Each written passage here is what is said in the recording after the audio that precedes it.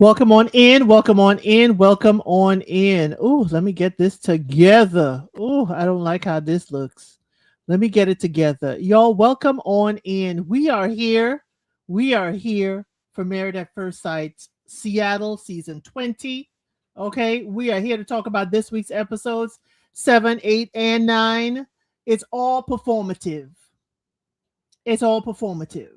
Now, whether or not he meant to left the tag on his shirt or not, the camera crew is shady. The shady camera crew, we are here for you, okay?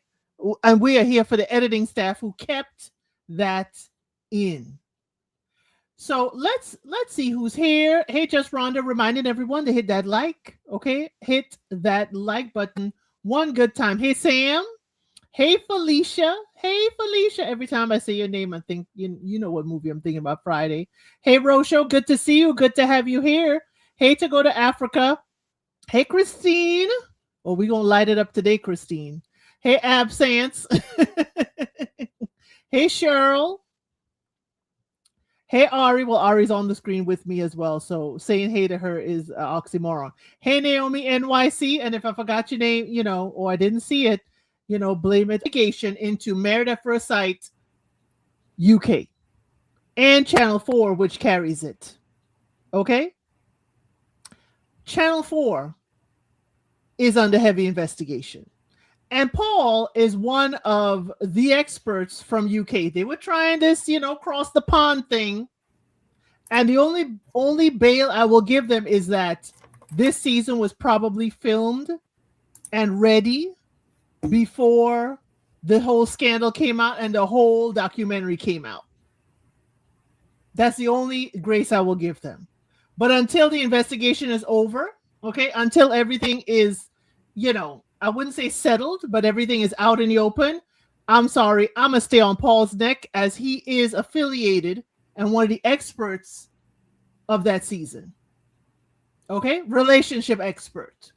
And if y'all please, the investigation of Married at First Sight UK, it is only 16 minutes.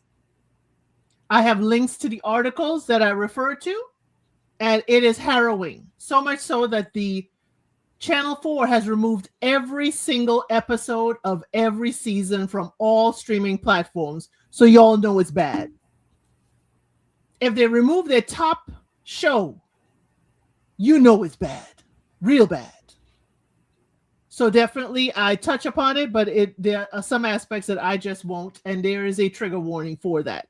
So welcome on in, everybody. We're here for Married at First Sight, Seattle. Okay? Thank you. Thank you for the compliment on a good recap. Very hard talking about those things, definitely. Ari, this week we had a dinner party. I don't know how to say this without embarrassing you.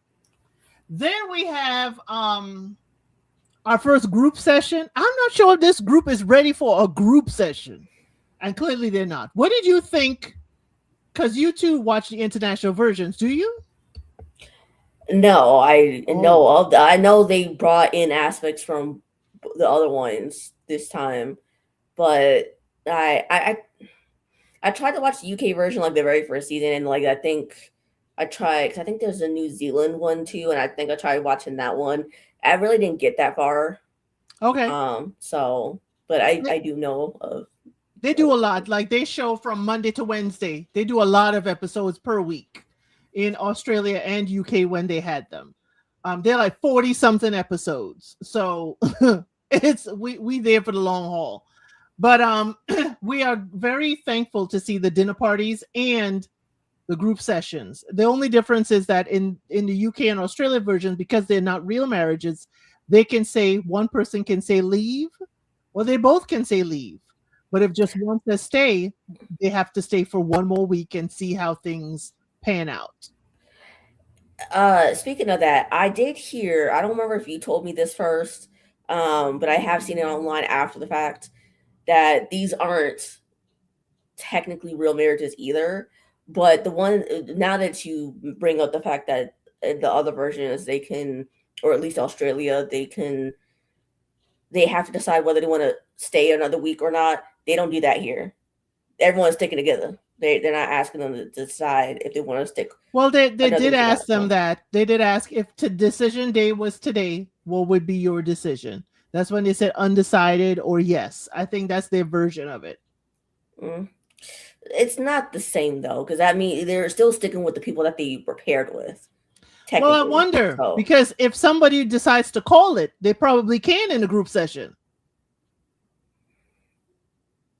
I mean, I'm just saying, like, if we because don't they the spouse swap in Australia if they want to What or do you something? mean? I don't They like. do a week. They do a week of you cohabitate with another spouse. That's still there. So yeah, they can decide who they can. Doesn't that mean they decide who they want to be there with for the week? Or Yeah, no. The experts pair them with another spouse in Australia. okay, They put okay, together and they do it for salacious reasons to add, yeah, it's not an official swap. It's just you get to be there, and they get to be, cohabitating with you and give their opinion on your marriage, relationship, and how you show up. It's okay, not really swapping for the rest of the season. okay. I see. I don't really watch it, so I don't like. I'm not sure if it's not real marriages. What I heard is that just that the certificates have not been filed. So they're signed, but not technically filed. Yeah, So, which is probably good because I don't remember, like, again, if I don't remember if you told me this, but I heard somewhere that Chris with the I'm a good person Alyssa, they just finalized their divorce like last year after like 2 or 3 years of going through that whole divorce process. So yeah, it's probably good they may have signed but didn't actually file because yeah, yeah, still. that's the only thing. They it's all alleged. We don't know if it is or not. All I can say is, I can't find a marriage license in the database when you look online. That's all I can say. Okay? So that my hypothesis is that they're just not filed. Okay. It wouldn't be signed, sealed, or delivered if Sean was up there waiting. Mm. Okay. It sounded like they make them sign before they even see their spouse, but that's a whole other story. Now, here's the thing. I don't like how they called out Mecca for being performative because I think half of them were performative. Okay. Half of them were definitely performative the entire session. I have something explosive to talk about with one other person, but we're going to leave that for later.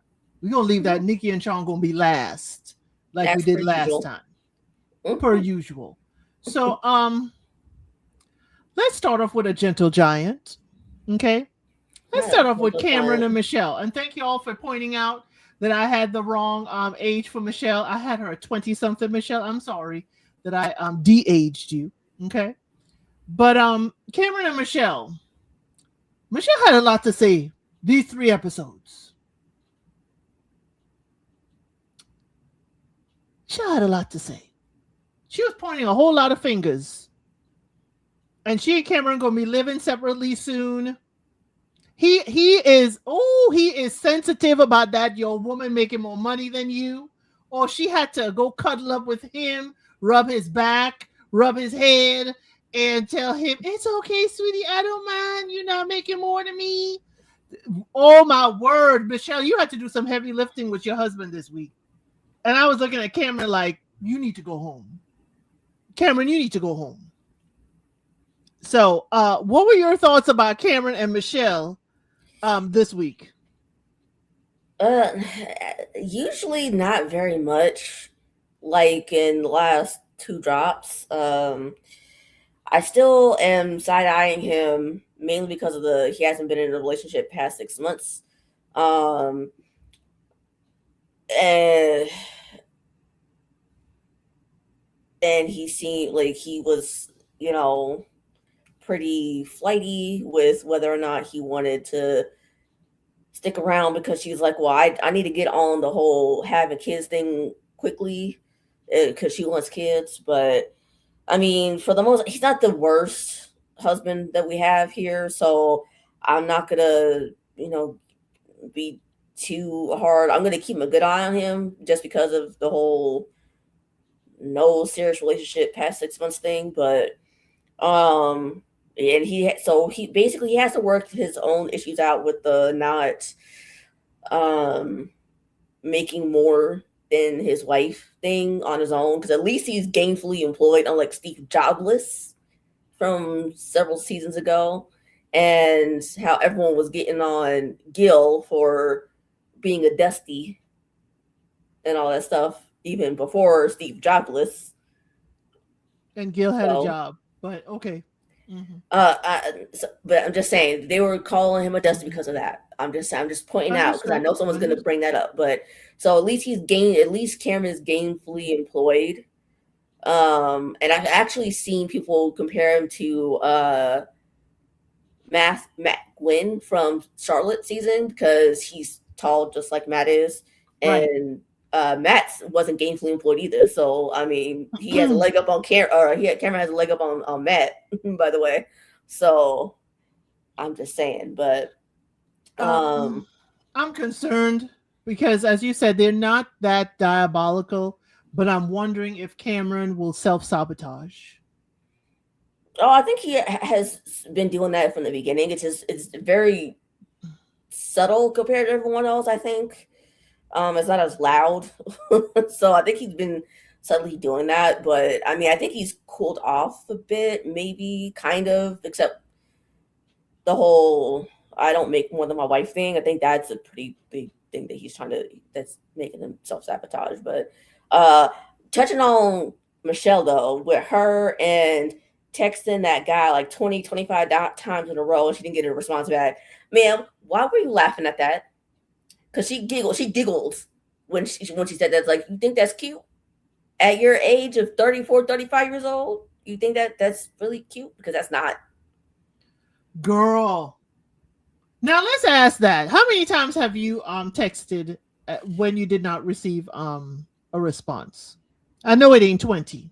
No, definitely not. It's like a fifth of that. It's like maybe 5 times at most, but that's stretching. It's like maybe 2 or 3 times at most, or at minimum, but maybe 5, and that's really about it.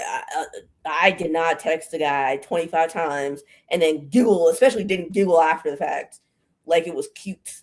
It's given stage 10 clinger, or maybe stage 20. One for each text.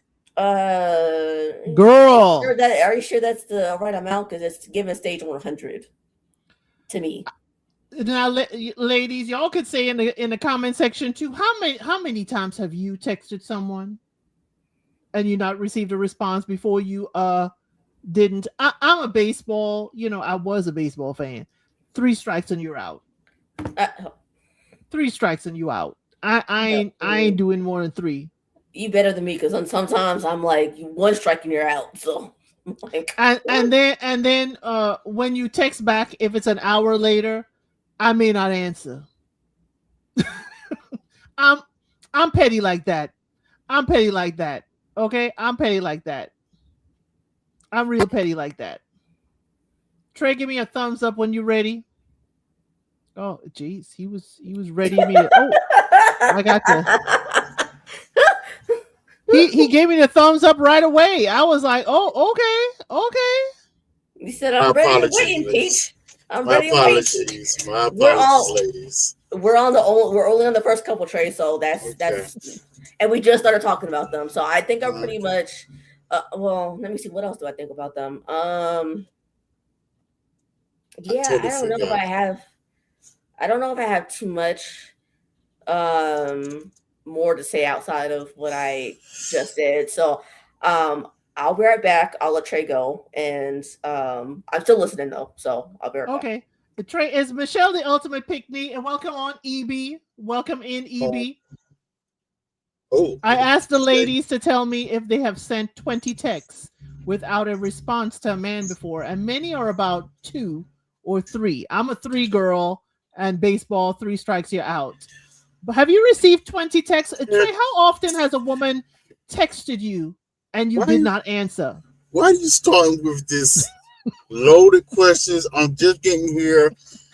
I'm an hour behind y'all, so I totally forgot. I'm like, oh snap. I was like, I was literally setting things up, getting ready. I'm like, okay, yeah, I got another hour to go. And, oh, wait, I'm out. Yeah, my apologies to you, Elsie, Ari. I figured it was something. And I was like, wait. How many times did I message you? Once. There you go. First of all, we gotta talk to Mr. Elsie about this, okay? But to answer this question, why you got me answering a question like this? Because I'm about to ruffle some feathers. There's some lies being told at this dinner table tonight. Okay, a lot of lies being told. Y'all 1, 2, 3s. All right. All right. Yeah, I done caught 10 one night. That was funny. Oh, you done caught 10? Somebody done text you 10 night. So Trey, why didn't you answer? What were you doing? Oh, my phone was on Do Not Disturb. I was asleep. Oh, okay. That's the answer you're sticking to? Oh, no, it is the answer because I told you I was going to sleep early because I had to get up early the next morning. And it was very important for me to get up early that next morning. And you were told this in advance. I can't help it if all of a sudden you conveniently forgot. But now you want to be mad? First, you know what? I'm tell you what I did real quick. You know what? I let her vent her frustrations. Get it all out. And I said the dreaded words that women hate to hear. It's a Kevin Hart joke, but he was right. They hate to hear this. Are you done? Are you done? Oh, you was looking to get yourself handled. No, there wasn't going to be no handling. Because when I say, are you done? That means clearly you have misread the emphasis situation. You thought you got the drop on me, and it ain't what it is. Okay? Nah. Remember when I told you last night I was going to go to bed early? You saw me go to bed. I was on the phone with you when I went to bed early. I said I was going to bed as early because I had to get up 2 a.m. So that means I had went to sleep at 4 p.m. to get sufficient amount of rest. I told you this. Just in case, I said I may put my phone on Do Not Disturb. But in case something happens, whatever, you got the number for my direct line to send to get past Do Not Disturb. So all this 10 messages that you totally conveniently forgot that this was said and spoken about. But whatever. We're talking about Cameron and Michelle. Oh, we're going to need a story time with Trey because I have questions. Because if a message is supposed to get past the Do Not Disturb, how come you ain't heard? But anyway, use the feature. I'm going to leave it alone. We're going to be here all night if he does a story time. So. They didn't use it. It's plain and simple. So that tells me it wasn't that important in the first place. No, it wasn't. Okay. So back to Cameron and Michelle. Welcome on in, everybody who's coming in. Y'all just missed Trey coming in hot. Not to, you caused this heat. I don't know what you're talking about. It's 110 right now where I'm at. Actually, I'm in Fort Worth. Hey, Harvey, up there. How you doing? Down there? Yeah, how you doing? But yeah, it's hot. It's hot out here. It's crazy. What I started off, Trey, with Cameron is that Cameron is insecure about his woman making more than him, and Michelle had to rub his back and rub his head and calm him down so he could feel okay with it. Now you got me already about to go in defense mode for these dudes. I really don't want to this episode. Yeah, that moment. Why did you stop them? You know what? I understand why you stopped them. Because because I got a little bit too much smoke for half of that couple. But I guess we're gonna say that. Whatever. Okay. Jay's already aggravated, y'all. Come on, let's get into it. Come on.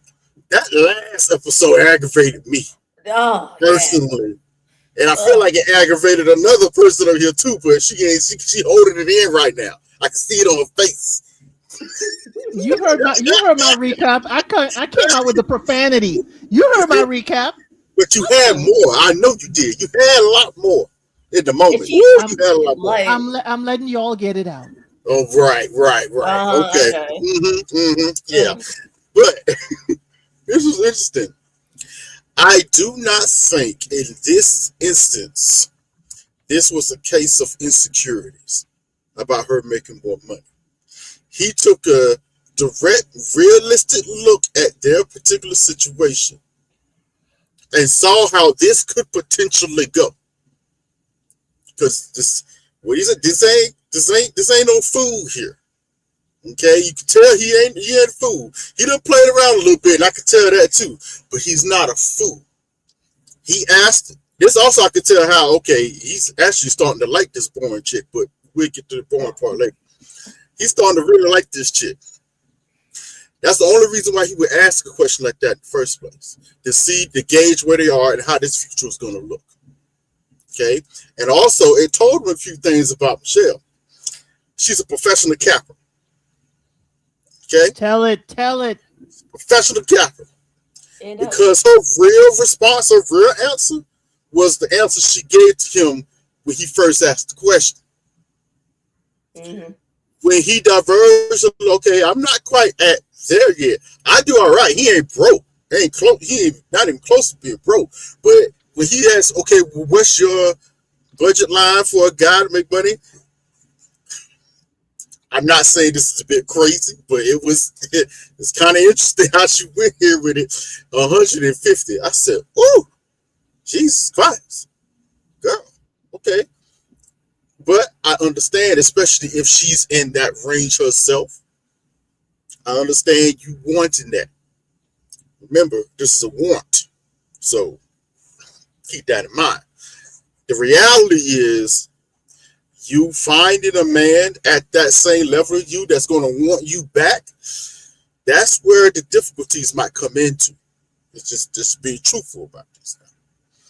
Now, what fascinated me was when Michelle correctly realized the fruit plot that she created by answering the question she did, she immediately stopped, backtracked, and consulted and calmed him. Like, oh, no, wait, no, it's not that serious.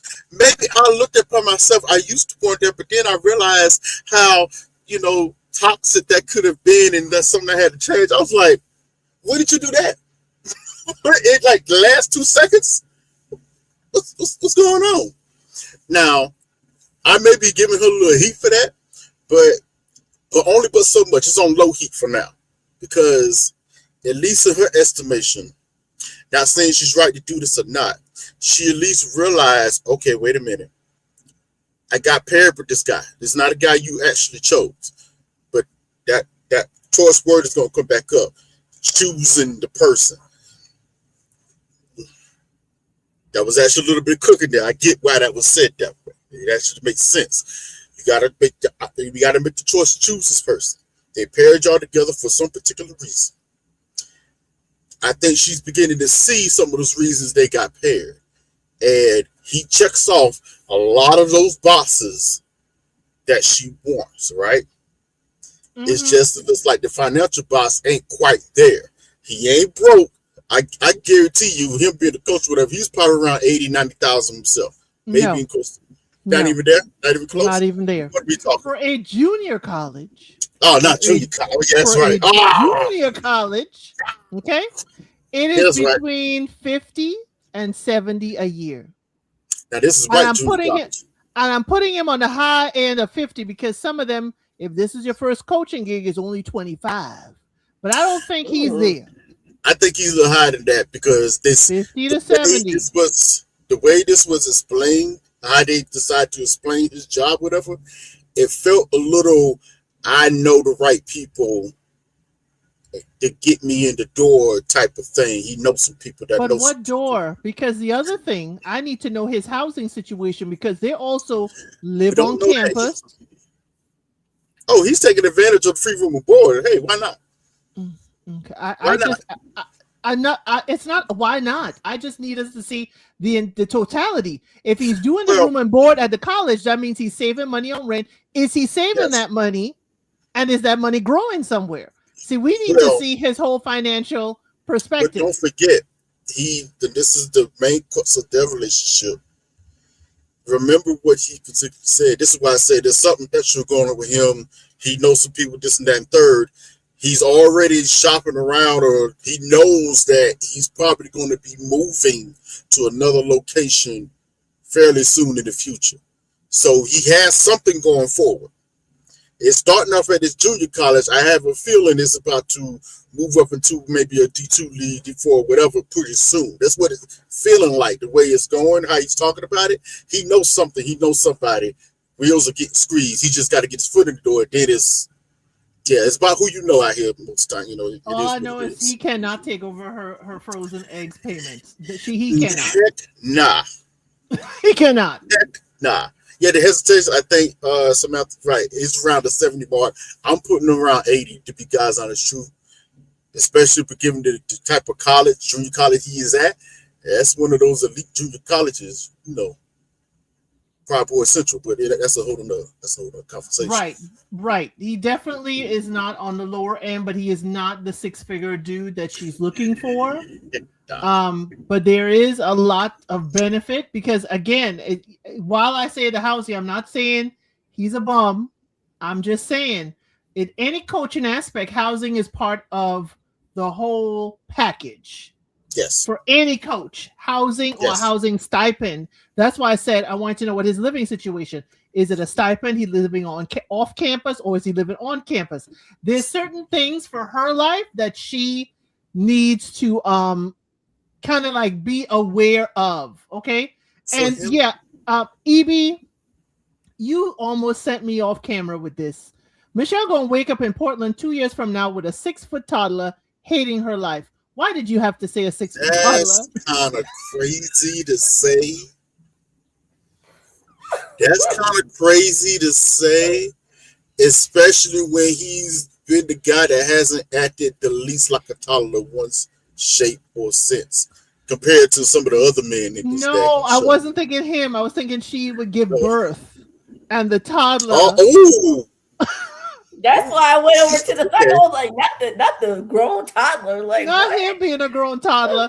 But I could see him being a grown toddler because if he crying, Trey, and she got to rub his back about not making as much money, we got he didn't cry about it. We have some mild toddler tendencies, just mild. He didn't see what. This is a whole other conversation because everything is how we interpret it personally. That's everything how each person interpreted it. I'm trying to figure out where in that interpretation did everybody get toddler from. Because he didn't cry about it. He just asked the question, realized, oh, wait, okay, I'm not quite where you at. Are you okay with that?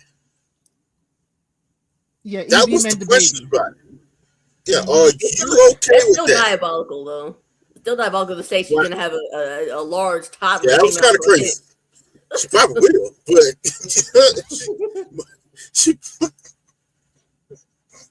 Hey, that one was an exceptional comment. You had me going. Okay, she gonna get that baby. She is going to get that baby, and it's going to be in 2 years. She needs a year to prepare, and then the year to have the baby, or babies in succession. Because once she's prepared, you got to keep on going as long as her body is able. Now, Cameron, I don't see as much reciprocation in Cameron comforting her. And is that something we didn't see? Well, the only thing he had to, as of yet, comfort her about was her issues with fertility. Everything else has been okay with them, seemingly. Nothing's really happened to force them, except for what happens later on. He kind of threw a shot check at her, but that's, I guess we'll talk about that a little later. But he could have been a little more forceful with that, but I see why he kind of maybe just played it off like, okay, I don't know. You mean in a group session? I'm like, it wasn't you know what get me? It wasn't the group sessions. It's the confessionals that's killing me this season. Right. Really, the confessionals really messed me up. Because we'll get to Courtney, because Courtney was diabolical in the confessional. But we'll get to her. It was like, she was just out. Cameron said a lot in his confessional. Cameron's true self is in his confessional. How scared he is And not to say, is anything wrong with him being scared, but concerns that he has.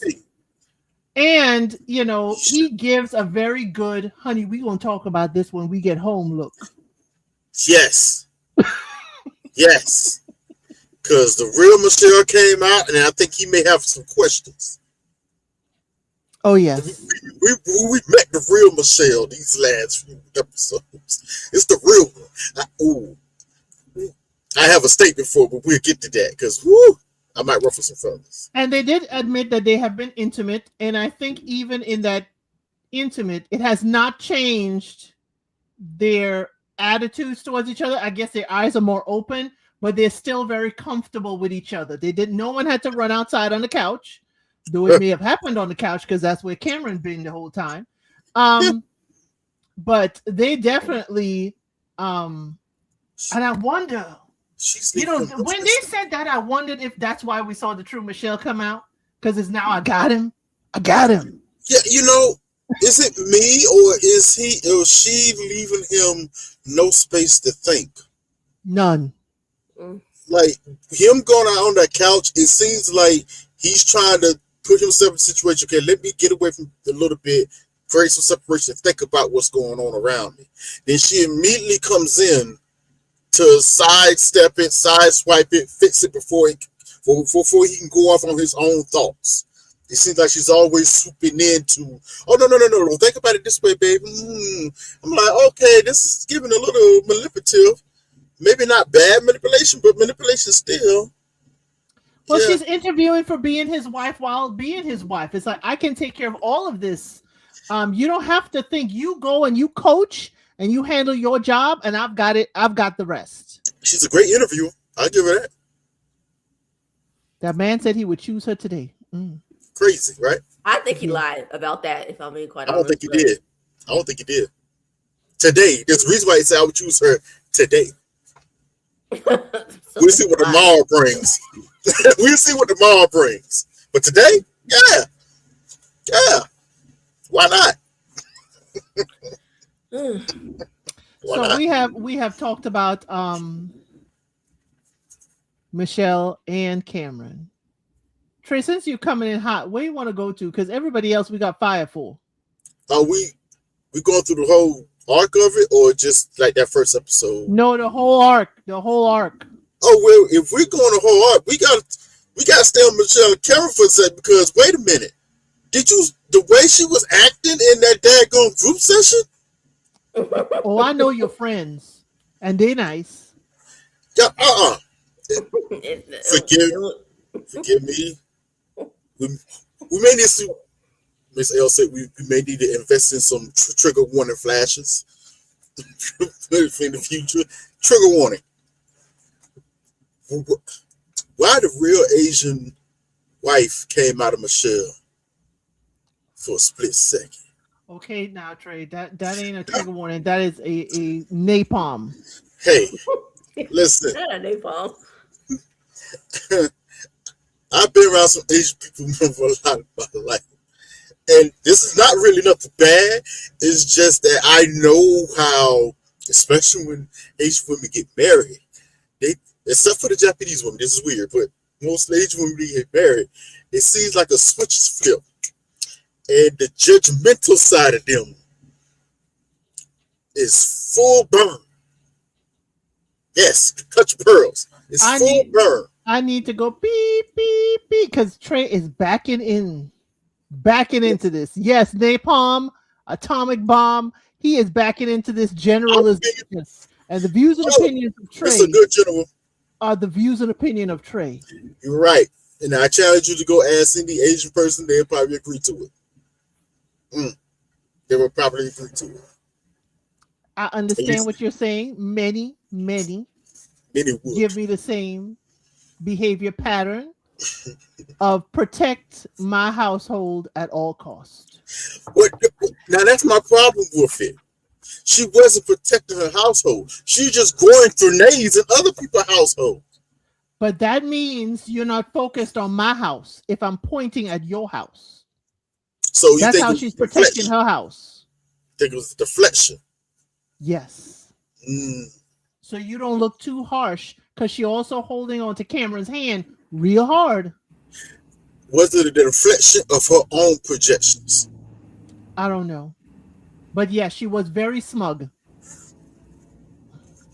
He When is always Trey speaks not his speaking his mind. mind? When is Trey not speaking his mind? Like, come Oh, I on. check myself a lot. Don't get twisted. I check myself a lot. Oh, we know. And even your Okay. edited version, like mine, sometimes comes out with heat.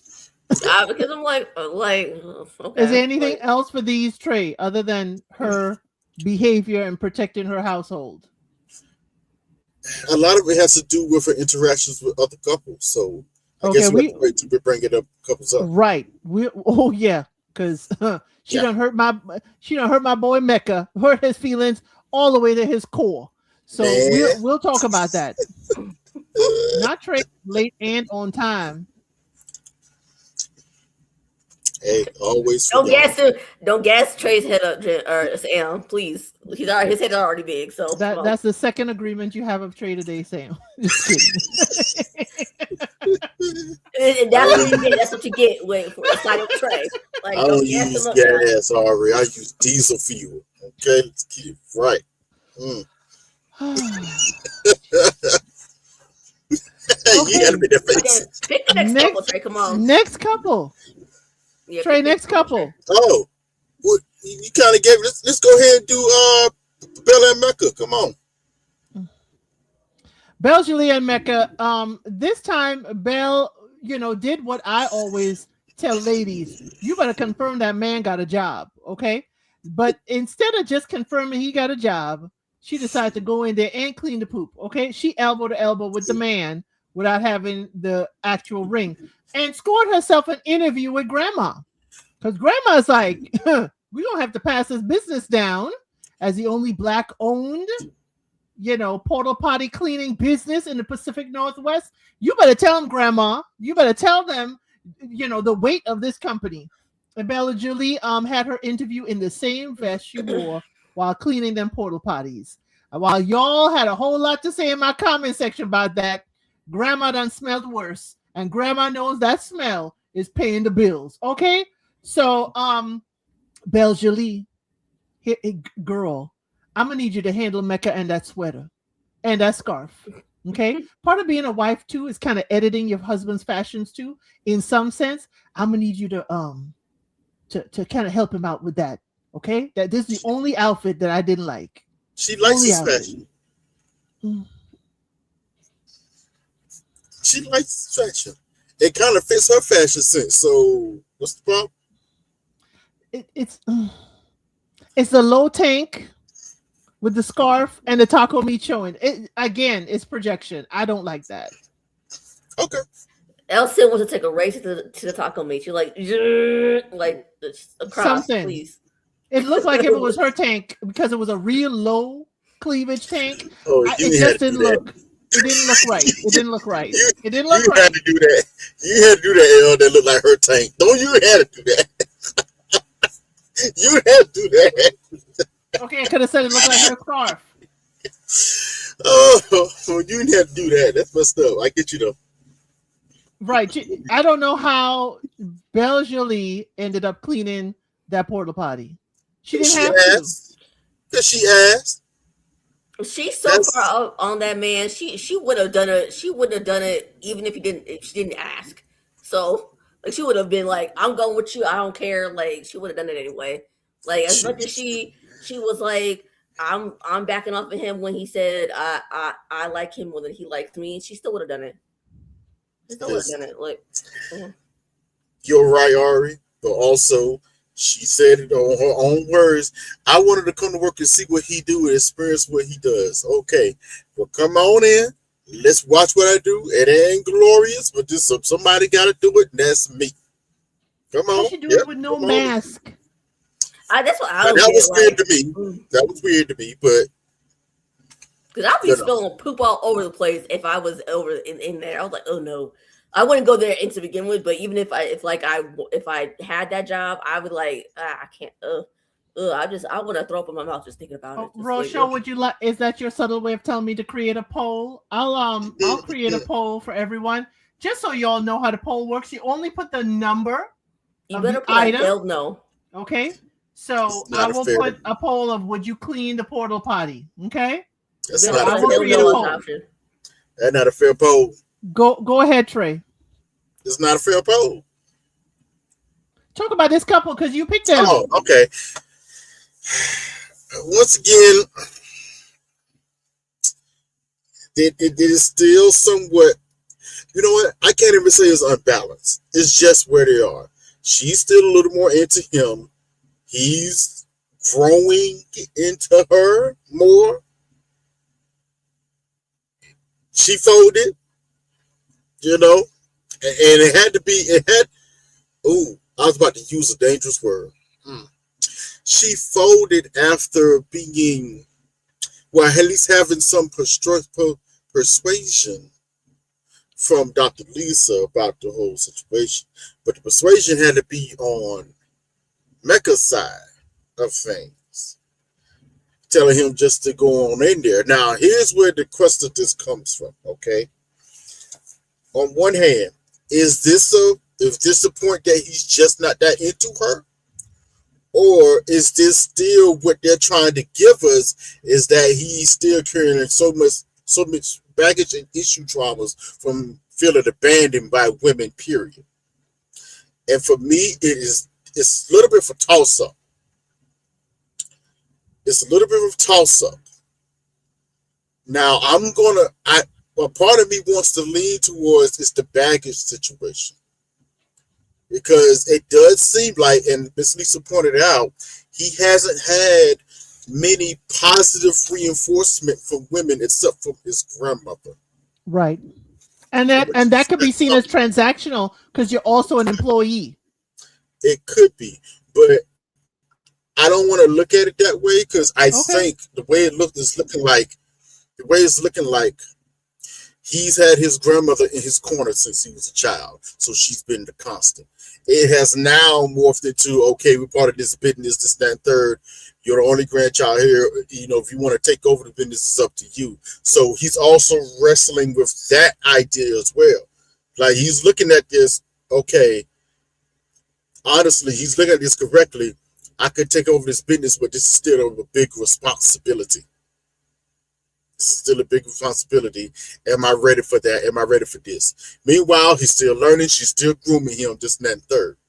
The only thing that bothered me about all of this was, what? I don't know if this should have bothered me, but for some reason it did. Why did Bella automatically insert herself into the Empire? Just, I'm here. I could do front desk work, this and that, third, blah, blah, blah. I was like, okay. Because that's how she's always been valued, by the work she's put in. That's just a guess. That's just a guess because, you know, she wants to belong to a family too. So imagine this. He's coming from a line that his grandparents are there. Remember her thing with her dad. Again, if we can have this business together, here's a man that will stay. Why do I get a sense that she's immensely proud? Oh, no, let me stop. She loves her mother immensely, but she's not proud of some of the choices her mother made in the past. You mean like meeting daddy at the club and conceiving her that night? Yeah, when she's talking about it, even though Mecca pointed it out, it seemed like that was a buzz on her. And that bothers her. It really I'm not going to confirm that. I'm not going to talk more about that. Yeah, that bothers her. What is her occupation, by the way? I was going to ask that. She is a musician. She also is a cosmetologist and hairstylist. Okay. She is in the art realm. So yes, doing makeup and hair is the way the show made her seem. Makeup and hair is a big part of her business. She's an entrepreneur. Okay. But she's ready to jump ship and run a porta potty business. Okay. Hey, we'll see. It's steady, and it has a 401k, and it's got a W-2. It's not a 1099. Yeah. And it comes with guaranteed business because this is grandfathered in, and it ain't going nowhere anytime soon. So yeah, I can see there's a lot of upside with getting with a Mecca. and trying to lock that in heavy from her Yes. standpoint. So yeah, but their relationship, he is still very hesitant, and I don't know if it's hesitance against her per se. It's just hesitance, period, from being in a relationship. I think it's another woman leaving him. Yeah, and I understand that given his past history, that's going to be a personal challenge and battle for him throughout this, and for Bella if she chooses to be with him, because unfortunately she's going to have to reinforce the idea that she won't abandon him. But he has to do for the same for her, and I think that's Exactly. where they can both understand each other. In that you have had abandonment too. You've had abandonment too. But Jacqueline, she has pulled back. She has pulled back because he said, "If I don't kiss her, we ain't kissing no more." She pulled back just long enough for Dr. She's actually Dr. Ashley. For Dr. Yeah, Lisa, she's an actual doctor. Yes. Dr. Lisa to say, "Hey, Mecca, give her the soul pole," and he did so. Not Now the she's soul pole. yeah. Listen, and let's play Soul Glow in the background. Just let yourself. Okay. Not on this live. Yo, he gave her the Soul Glow with the soul pole, and now she's 100% back full metal gas. She's on the gas again. So yeah, all that she pulled back, that lasted for a few days, 3 at the most. Dang, Trey, not 3 at the most. 3 at the most. Because she can't keep it. Because I gotta say this because she's. I've been thinking just now while you were talking that she's. And I could be wrong, but she seems very anxiously attached because, Mecca wasn't wrong when he said that she's more into him than he was of her. He wasn't wrong. He wasn't. And so it's just I think she's so anxiously attached because her dad abandoned her. He went the opposite way when both his mom and his stepmom abandoned him. He went avoidant to the max, personally, I think. But so yeah. Anyway, I'll let you go. Continue. No, you're right. All right, she has the same issues as he does. She just masks her issues better than him. But she has the same exact issues with abandonment. You know what I'm saying? But like I said, she masks hers better. His is more outwardly because he's not afraid to talk about it. So basically, we're seeing how the abandonment of a parent shows up in each of them, and how people handle it differently. Yeah, and that's also why they got matched together as well. Right, but Mecca is twofold. Yeah, it's mama and stepmama. Yeah, he got double hit. Right, and his siblings. You know, he doesn't. You know what he said or how they portrayed it. He doesn't have a relationship with his siblings, so it's like he had a family, and that was pulled away from him. But you know what? I just need Belle not to be such an overeager beaver. Don't listen to the doctor. I like your forehead kisses. Don't listen to the doctor. I just need Belle to stop being an overeager beaver. Well, I could do your job. I could start on Monday, Grandma. I need her. That ain't gonna happen. That's not gonna happen. She's lost. She's sorry. Stigmatized. I'm sorry. I'm sorry. First of all, she was that before she got to me. Right. But I'm sorry, Elsie. I'm just saying, like, it's even worse. It's even worse now that she has it or has tasted it. So, I mean, I have gotten enough taste of Belle to say this with confidence. She was like this in regular life before we met her, and that's what some of her issues with men probably. She goes too hard, too fast. You know, too hard, too fast. And you can smell the desperation a little bit on her. And most dudes we can smell that desperation. Like, whoa, this chick, I just met you. We just met yesterday. You already talking about wedding bells and how it's gonna look, this and that. Too quick. Well, now she's in a situation where there were wedding bells yesterday. Exactly. Almost tailored for her. If you notice, almost tailored for her. This type of situation. I mean, it's given Mem's little sister almost, because she was the same way. So I'm like,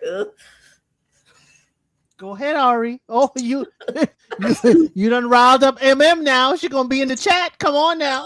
oh well, it's the truth. Because see what happened with her like during the season when she with that guy that she had a baby with. So I'm like, it was the same thing. And when people called it out, mainly the men, we got villainized for it. Like, no, she went too hard, too fast in the beginning.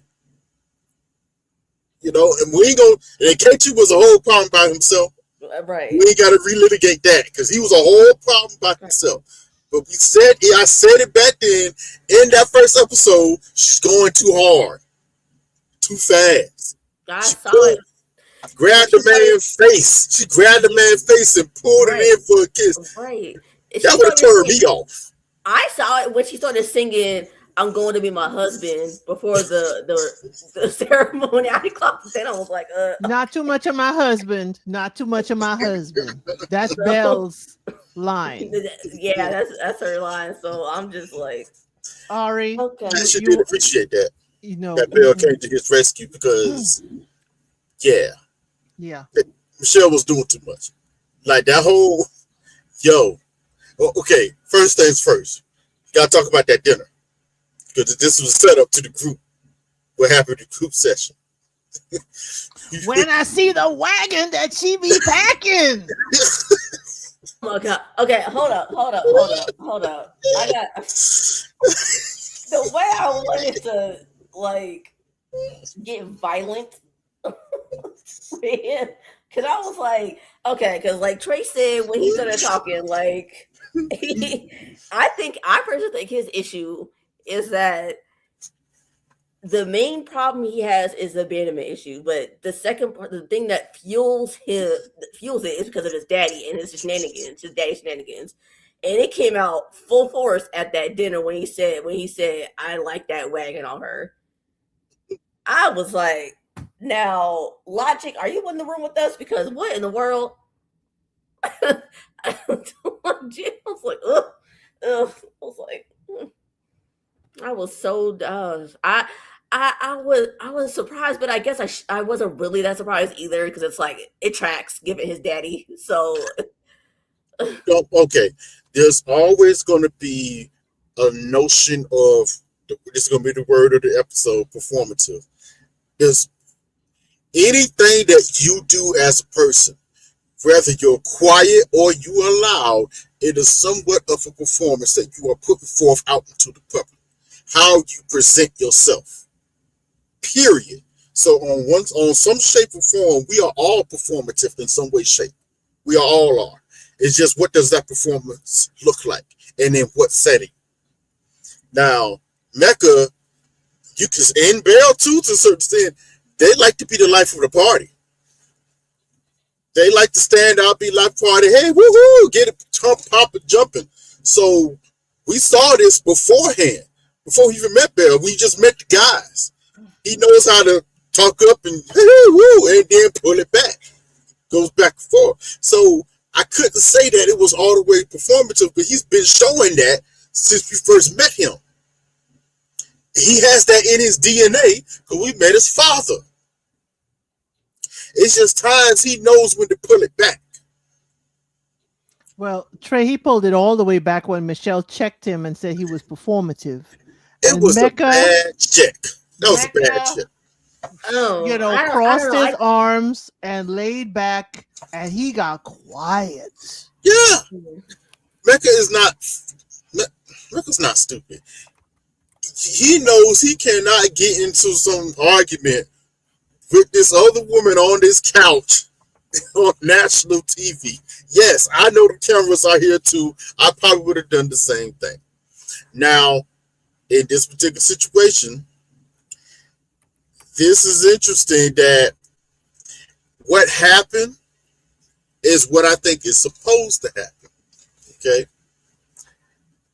Your man is talking, we're in a group setting. Some woman is coming at your guy, kind of crazy a little bit. he ain't trying to get in an argument with this woman because you know how this could go.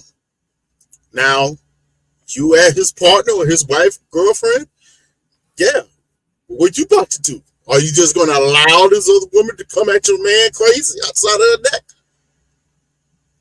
So in that instance, I kind of appreciate Bella like, hold on, well, not too much on mine, okay? Not too much over here. What are you talking about? Ain't nothing. Nah, I just appreciate it. Okay, she at least came to his defense to a certain extent. To a certain extent, you know. She covered him. She covered him. Yeah. Now, if the shoe was on the other foot and some guy was coming at Bella, I fully expect Mecca to step up like, hey, bro, hold on, bro. Wait a minute now. I get your point, but watch your tone. It's my wife talking to. I fully expect that. I'm going to keep it fair. I don't know. I personally think Michelle was kind of on point with that, and that's why he got quiet, and that's why he sulked. Because I think he knew she was right. Because I mean, yes, you're right, Trey. In some instance, we do perform, but I think it was just maybe it's a in disingenuous performance. Like it I don't know. Maybe that's what she meant. I would get that, but what was it disingenuous to what exactly? It was at a dinner party. He was supposed to be here to have a good time. He's laughing and talking and making comments that she didn't find issue with. His partner didn't find issue with it. So I didn't understand why she chose in that moment to bring that up and call it performative. It wasn't until Miss Elsa said earlier, maybe she was trying to deflect from her own performative nature that she's been doing. Because we ain't been getting the real her. We've got the real her during that beat. Maybe so. I just think that I feel the same about Adam. Adam is a peacock. And I feel like in that instance, that's what Mecca was doing. He was peacocking. Like everything's going so great. And then Mecca had to rein it back and say, actually, everything's not so good. Because you said I'm more into you than you are to me, even though he was right. So that was the first instance of like him kind of pulling back. Because he was putting way too much on on it. So I think that's what she meant.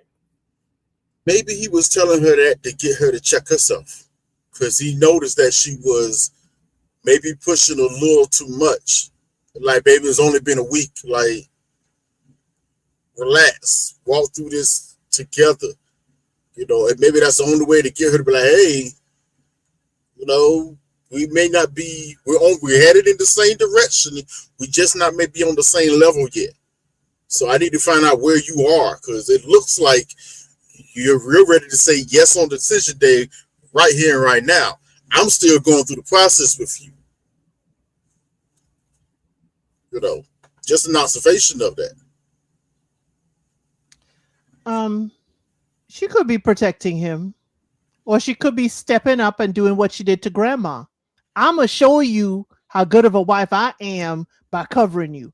I'm going to do this to show you. She's interviewing. Everybody is interviewing to continue to be your spouse after the show. So again, to me, when I saw Belle Jolie, at first I was like, oh my gosh, you know, she noticed him, you know, kind of turn in on himself and get quiet. So she stepped up for him. But then I'm like, again, it's the same thing with Grandma. Yeah, I can do the job. Yeah, I can. And I'm like, eager beaver. I was like, eager beaver all over again. Not saying she shouldn't protect him. I just felt it, you know, it was a little too much, but just a little. But then we don't know what was edited out. It was weird. The only reason I said I only took it was because in that moment, someone had to stand up to say something. Because like I said, to me, Michelle was doing entirely too much. And at that period of time, it came out of nowhere. That's why it was so weird. Like, where is this coming from? Why would you point that out specifically and try to put it off as a negative standpoint and have us all psychoanalyzing that moment? It was just kind of weird. Then it was edited.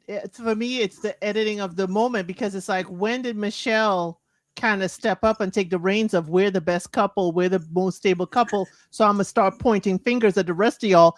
And instead of pointing fingers, it ended up being it's like, Michelle, girl. The experts did that. The experts did that. They set them up, say, oh, they're doing the best. That came from the experts, which was a mistake. I didn't like that when that happened. Didn't like it at all. You know, so I was like, and as soon as that happened, what did you see? Michelle got on her big one. If you notice, Cameron was trying to stay quiet. He was like, nah. Yes. He had a few things to say out in his little confessionals. And the funny thing was, his confessionals was way more poignant. Yes. Than anything was said in the room. Yes. I thought he hit the stuff that he said was probably 100% right on everybody, what he did point out. I have to make a confession. Just a confession. Cameron and Michelle are very much like how Mr. Elsid and I are. Chilling. He chilling. And I'm saying too much. And we're going to talk about it later on the way home. Okay, wait a minute. I noticed something going on in these comments. We got to chill out.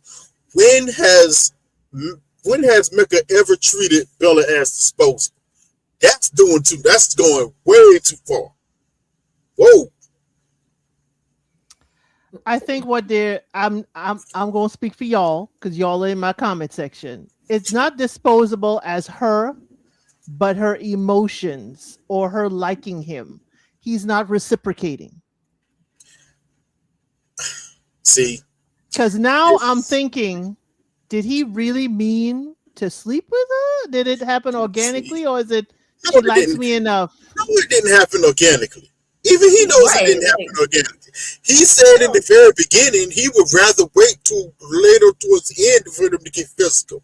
This only happened because the doctor pressured him into it. This is, I'm about to use this word. Yes, he was pressured into having sex with this woman. So again, you understand why I'm on Paul the expert's neck about Married at First Sight UK. And we're bringing the same formula here.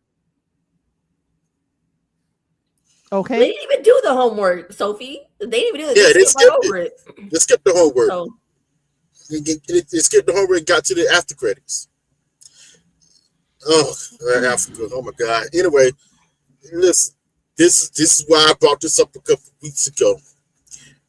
And it's still happening now. This women categorically has never handled this well. Pity Peen? Did she get Pity Peen? Not the, no. I'm just saying that whole this is why I brought this up a couple weeks ago. That whole allegory. Oh, somebody had just said it. This is why he should love you more than you love him, or should be more into you. And that's never been healthy as well. Ever been healthy. Ever. No. It's just a situation that's been pointed out by us in the beginning, and then the person in question, the cast member, him, pointed it out as well. Hey, we're going in the same direction, like I just said earlier, but we're just not at the same level. We probably need to talk about that. It needs to be talked about. It's not going to be the same level every day. You know, sometimes you like me more today, and I like you more tomorrow. Yeah. It may be. True. And then how it manifests itself is different. And again, you know, people are aware they're under a microscope and they're being filmed, and this may not be their organic self. But, you know, I was thinking Belle don't want to listen. Who does Belle listen to? She ain't listening to the expert. The expert said, take it easy, you know, go for it, take it easy. She gave you the green light. As long as Belle gets what she thinks she wants, yeah, she's not going to listen to much. But then she's going to end up heartbroken with Pity Peen on the list. And I hate to say this, but that might be on her, which is part of her problem that led her to the show. But then a man wouldn't like you if he feels like he has to sleep with you. And that is my fear of where this may lead to. I just have to see more. I just have to see a little bit more. And I can see what y'all are saying in the comment section. It could be that he is into her and is afraid to fully be into her because we only got 8 weeks together. Yeah. See, I never forget about this when I'm watching these shows. I feel like people forget this stuff. These people just met, and y'all have to decide within 8 weeks. You get married, sight unseen, quote unquote, and you have to decide within 8 weeks if you're gonna try to stay together. In most situations, even in real life, it never works out this way. Ever. It's always going to crash and burn. Not in our generation. That's interesting you said that. That's interesting. This is kind of a new age problem, isn't it? Yeah, because, this is kind of y'all know how different I am. I met my husband. Well, I met both husbands online.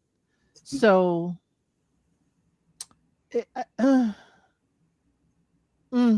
I will do y'all a video of the couples that have made it in Married at First Sight. I think we focus a lot on the crash and burns.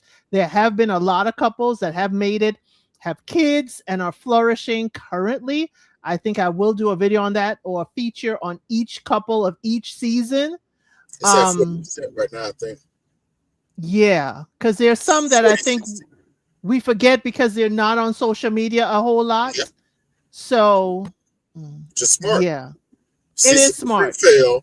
60% of these couples fails, about 40%. So far in the history of Married at First Sight America, 60% of these couples have failed, and about 40% has gone through. And I expect that with a show like this, with any of these shows, Love is Blind doesn't matter. You're not going to get a high rate of success. You're just not. Especially how the show is set up is for TV. No, that ain't. I ain't giving them that much bail trays because they don't do proper background checks, and then we gotta suss it out after the fact and realize why. That's why I say how it's set up for TV. They're purposely choosing certain people because they know how they're going to come across on television. They're not dumb. The experts, the people who choose the show, they're looking at these lists of people, or they're going after and recruiting certain people because they're like, you know what? Especially, you know how Married at First Sight does. They make you take this little psych test. Oh, they have a good idea of who you are. They're like, okay, we're going to put this archetype. But either way, they're going to, because of how you take that test, they're going to put you, that particular archetype person, with this particular archetype person, and now let's see what happens. Well, we are seeing what happens with Mecca and Beljolie. Ari, did you have more for this couple? I don't think so. Okay, because I did not like how dejected he was at the end of these 3 episodes. And I was like, daggone it, Bell gonna have to rub his back like Michelle got to rub Cameron back and make him feel better. I expected it. I'm not surprised. I told y'all what type of guy Mecca was. He's new age. He doesn't use this word again, but he's a new age Drake follower. Y'all know how Drake music go. How he talks about women, relationships, and I'm telling you, carbon copy. Listen to a few Drake lyrics, and you'll see how Mecca acts. Same exact way. Just like y'all know, we're gonna talk about Nikki and Sean last because that is explosive. Yes. That's gonna be the last one. Okay, that's gonna be the last one. Every week. Let's get to Caitlin and Devin. I want this version of you that's not you. I don't want the real you. I want the not you. Caitlin, oh my word, girl, you don't want this man. Just say you don't want Devin. And she wants probably what her friend has, to be 30 days away from your husband. He living in Vegas. We living over here. We happy. Not seeing each other. And Ari, you have a friend in one of Caitlin's friends. The hair gotta go. The hair has got to go. Change that man's hair now. Hey, look, I may want the hair to go, but that's going to be his decision. So I said in my review yesterday, I was like, okay, I may want his hair to go, but that's his decision. So you can't be over here cackling about how his hair looks terrible, even though I do think it looks terrible. I'm sorry, Devin. But at the end of the day, that's his decision. So yeah, that was diabolical. They was just laughing about him behind his back when he went to the bathroom. I was like, okay, y'all weird for that. After he's one of the few husbands who have been to their wife's spin class and not being winded. Did y'all notice that? Devin was like, oh, I do spin class. I got cardio. He was keeping up because the reason he got cardio because he be doing that rugby stuff. So he got cardio for days. But, of course he wasn't winded. I wasn't surprised. But yeah, I don't know. I mean, Caitlyn, girl, I'm trying to be on your side, girl. I'm trying to be on your side about wanting your space. But you look so unenthusiastic. You look so like, as much as they say Devin looked like his light was dimmed, and which is true. She looked like her light was dimmed too. So it's like she looked like she wouldn't be anywhere else but there with him. So, girl, like, why are you here then? Just like Sean asked Nikki, why is Nikki here? Why are you here, girl? Because at the end of the day, if you didn't want to be here, you didn't have to be here, but you decided to be here anyway. So I'm trying to be on your side because I know not a lot of people are because of how detached you are from this man. But you're making it hard. You're making it so hard. I can't. I don't know how much more I can ride for you if you're gonna make it this hard.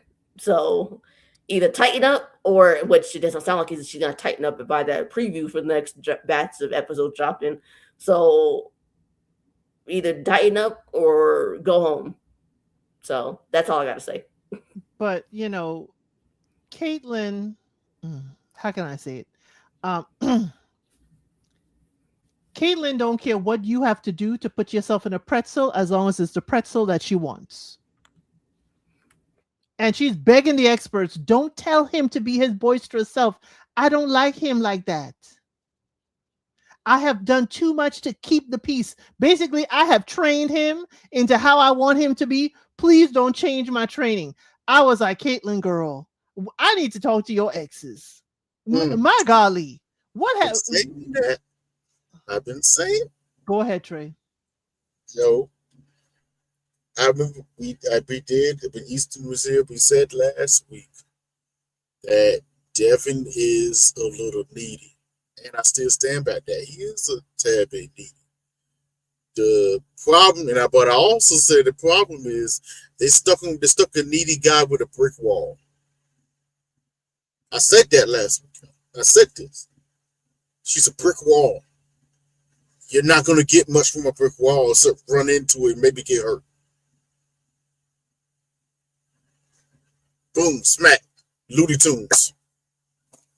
It's bad. Like, this girl is, you know what? She may be yeah, she could have tried out for the role of Mean Girls and been in that movie. Her and her friends. I'm trying to figure out who was Georgina. I'm still trying to figure out who was actually Georgina out of the friends. Because, whoa. Now, all of them Georgina? Maybe a different version of it. but you know what the crazy thing was? She had the same issue as Courtney did, who we're going to talk about a little later, probably maybe after this. The same issue Courtney did. She was looking for her friends to convince her or tell her why she shouldn't qualify him. And they couldn't. However, he presented himself off in that meeting. They went, oh, we like him. He's cool. What's your problem? And she didn't want to have one. She's trying to find some type of reason to like get herself out of this situation. Because she got put with a likable guy. And because of her own inadequacies, she's realizing that, oh God, I don't have what it takes to make it work.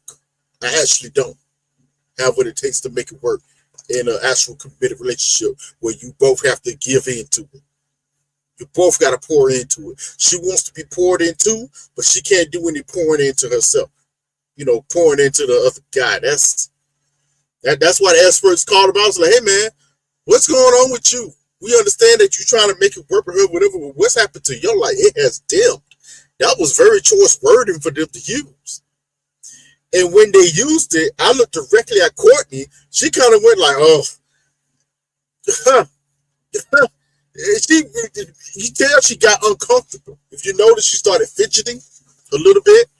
And then she immediately tried to pull him. This is when she tried to turn and pull him closer and try to touch on him. Before then, she really wasn't giving him any physical contact. But as soon as they said that, she realized, oh, wait, I'm under the microscope here. All of a sudden, she started touching on him throughout the rest of the evening. I said, wait a minute. Yeah, nah.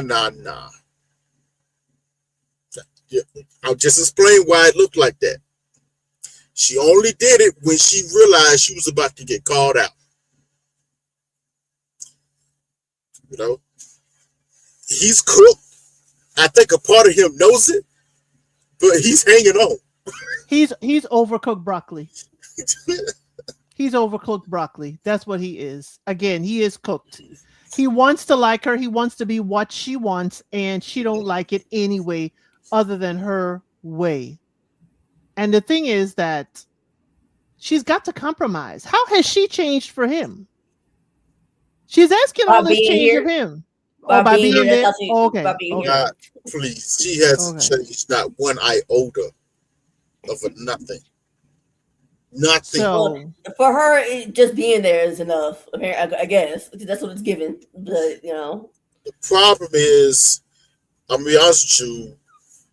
I blame a part of this on the experts. Mainly, was it Dr. But they was talking to Dr. Lisa, right? And their little okay. She's the therapist, and she's also relationship and SMEX therapist. A part of this is on her because she kind of set this up. If you remember in their little session, they was going in the fact that they felt like, okay, Devin, you might be going too far, too fast. Dial it back some, this, that, and third. They were checking him. And all of a sudden, Devin did that. But it was an overcorrection. They did not look into the fact that, yes, he might be doing too much, but that was only because she was stonewalling every attempt he was trying to make of bringing them closer to one another. So he's trainable. Yeah. But they made him overcorrect to the point where, okay, now I can work with this, stay like this, but now he's not being his authentic self. And they're seeing that, they're like, ooh, hold on, Trey. Not Trey, but hold on, Devin. That's too much. You're losing your light, my brother. So she's going, oh, no, don't tell him that. I just got him the way I wanted him. I just overcooked him the way I wanted. Don't change up now. She likes soggy broccoli. Is it overcooked or is it burnt? No, it's overcooked. Yet. He's just overcooked. He ain't burnt yet. She put him in a steamer and it went for 20 minutes instead of the 10 like it's supposed to be. It making him real floppy. But he's naturally a lover boy and he don't have to go looking for a lover. So he's wondering, why aren't you fighting to run your fingers through my bleach blonde hair? It's so weird. If you really look at it, he is, like I said, it's still a touch of neediness in him. But if you notice, when I'm saying this, I never truly said it was truly a negative trait. Because, this is the type of man that y'all think y'all Mecca should be with Bell. Y'all said y'all wanted a guy that he should be more into you than you into him. Guess what? This is what it looks like, and we see how toxic it is. That's why I said it doesn't work either. Absolutely doesn't work.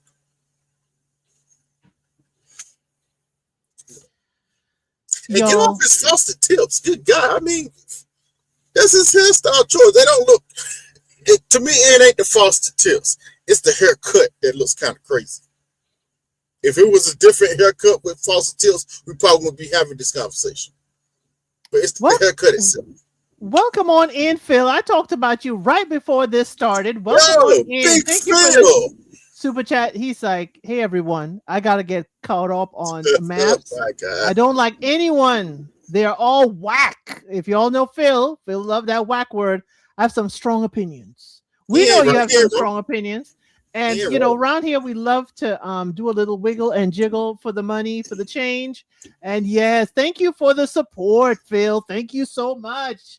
The chat misses you, Phil, and we miss you up on the panel. See, Trey, don't give away for free what we can sell.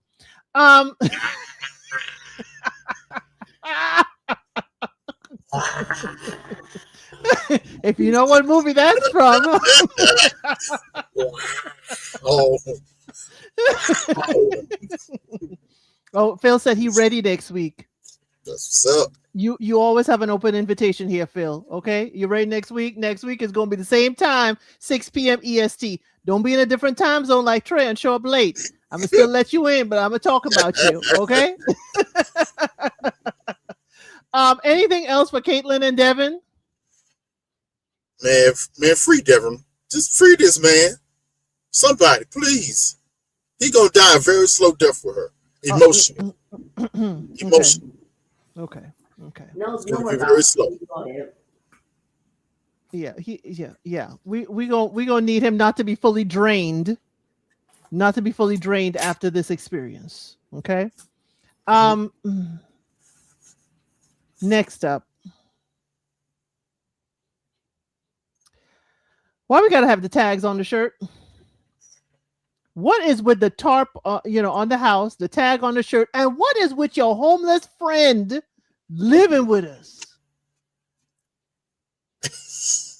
Adam, you think you cool, you think you suave, Adam.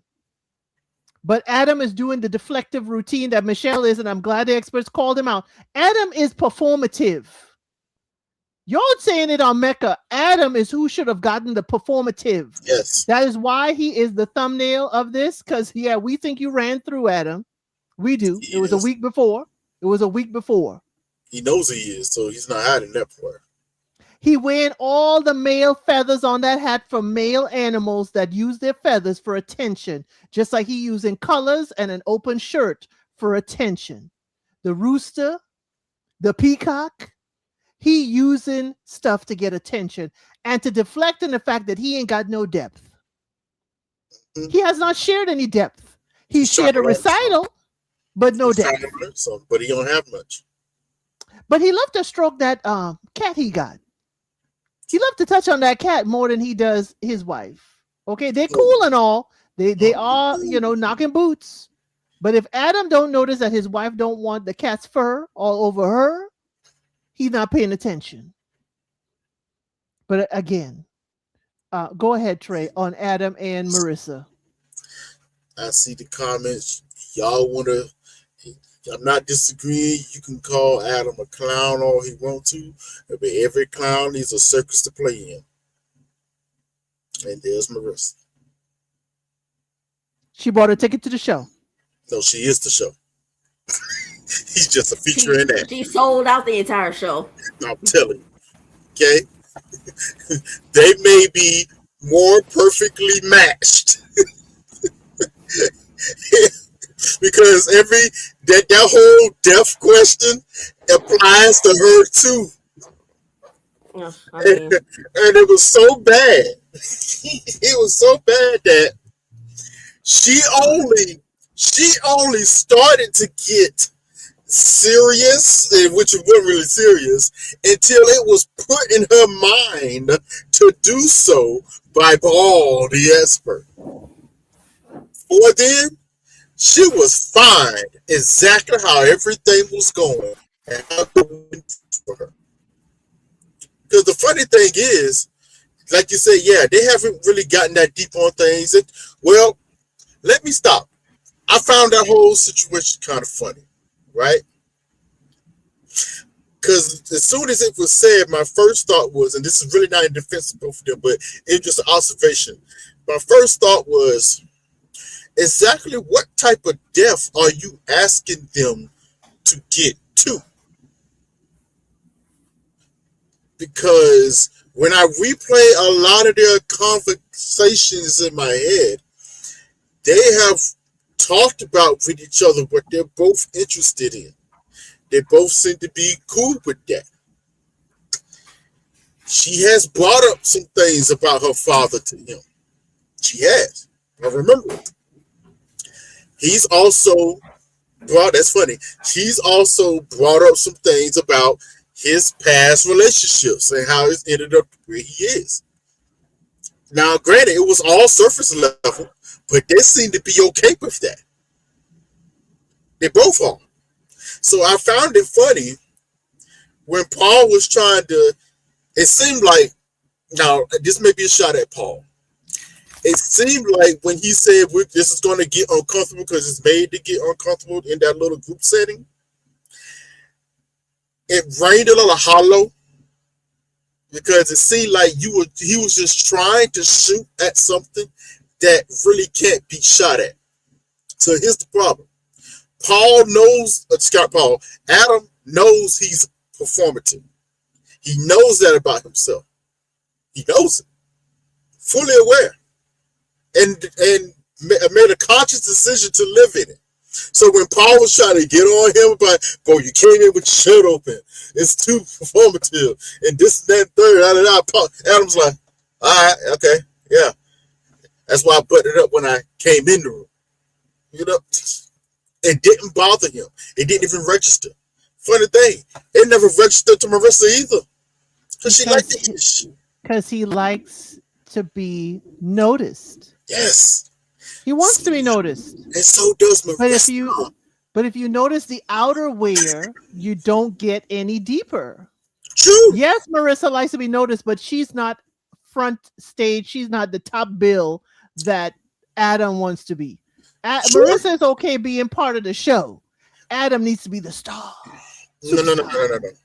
That's only because Adam is more of a star than her in this particular situation. Well, because she wants to be approved by him, because I wonder if my apartment is too simple for him. That was crazy to hear. If you take Adam away, you would get the same issues with Marissa. The same issues. She likes to stand out. She's also very superficial, very surface level. Same type of vibes, like to be drunk every weekend. The only time she's going to get serious with you if you try to force her to do so and get her to think about something. And even then, it's like, well, maybe we should talk a little deeper later. Nah. Right. Adam is the lead singer. Marissa she's actually applying to be the background singer. And she may be fine with that. Adam calling a wave runner a jet ski told me everything I need to know. He's completely unserious. Listen, I have no qualms with putting an unserious man with an unserious woman. Don't waste nobody else's time. Okay? Don't never put a serious person with an unserious person. Get two unserious people, and maybe they can find some way to work that out together. And just like they found that. So, funny thing is, the way they're going, well, I was going to say, the way they're going, it's not a strong possibility, but I can see a world where they're making.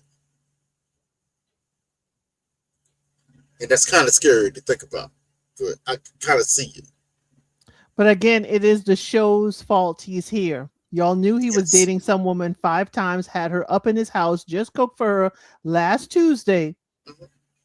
And y'all made him break up with her and come away and marry Marissa. Mm-hmm. Y'all knew better. Y'all knew how much we out here Talk about you fresh off of one person to go and lay up with another person, either marry them or love is blind. Y'all remember we roasted that girl that broke up with her situationship on Friday, and on Monday she in the pods. They knew. It was And crazy. Adam knew too, because what he said before he hung up with her, I'll talk to you later.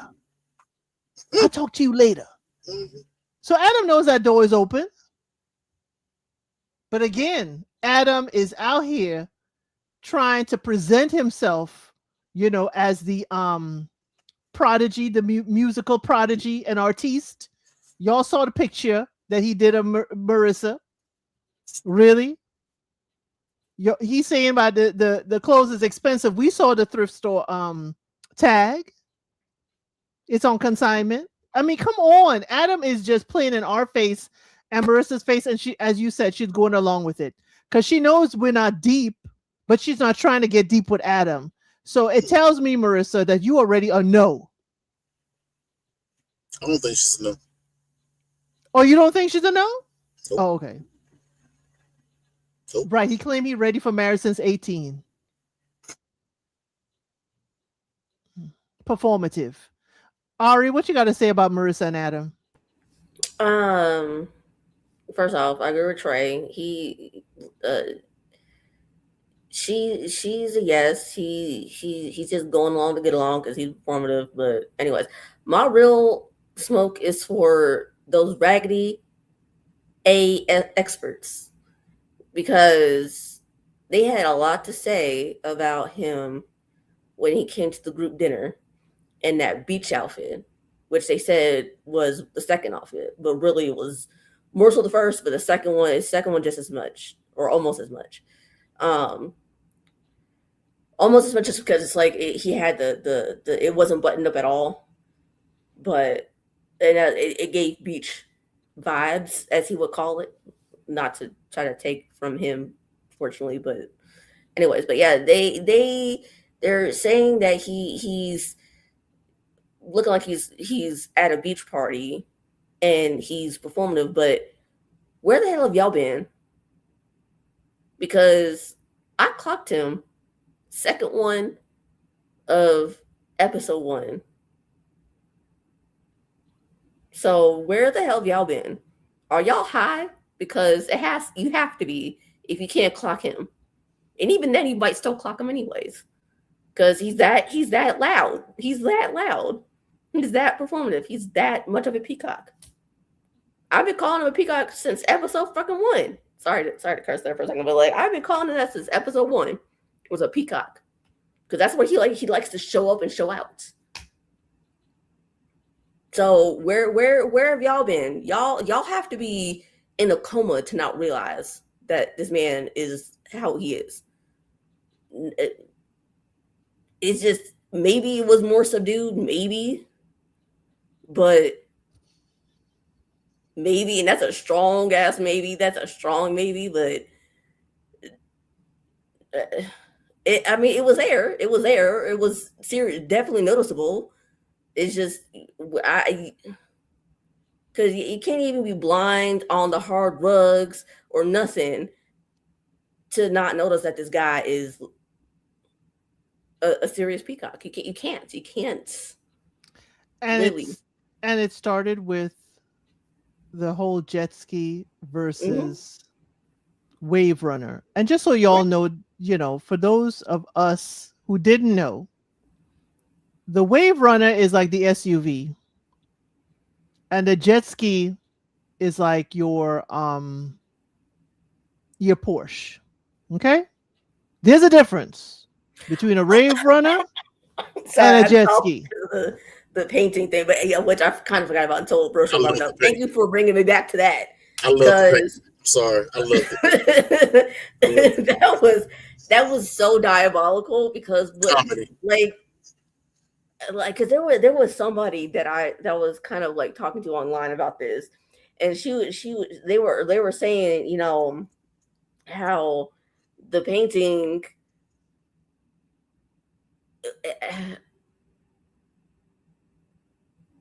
he said it right. She's cooked.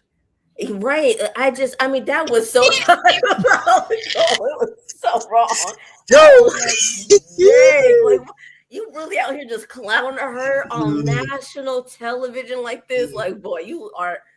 I was like, because like any Clinton has artistic people in his family. Like, now you're just lying on your family like that because there's not and I don't even think Mercer has any.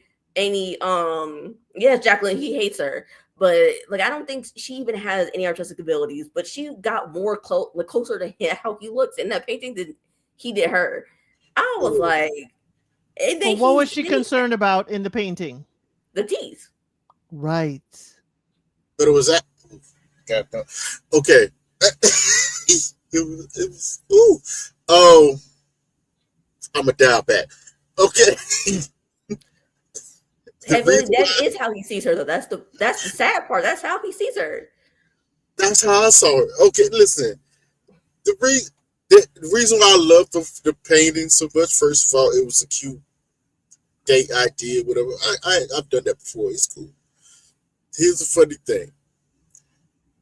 I'll be honest with you. Both of their pictures of each other was accurate. Hers wasn't great either.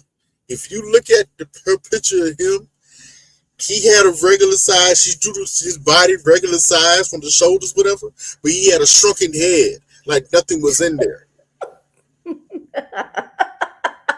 Y'all clocking it? Try not to laugh. Y'all clocking it? See, y'all were too worried about her picture when he wrote. Looked at hers.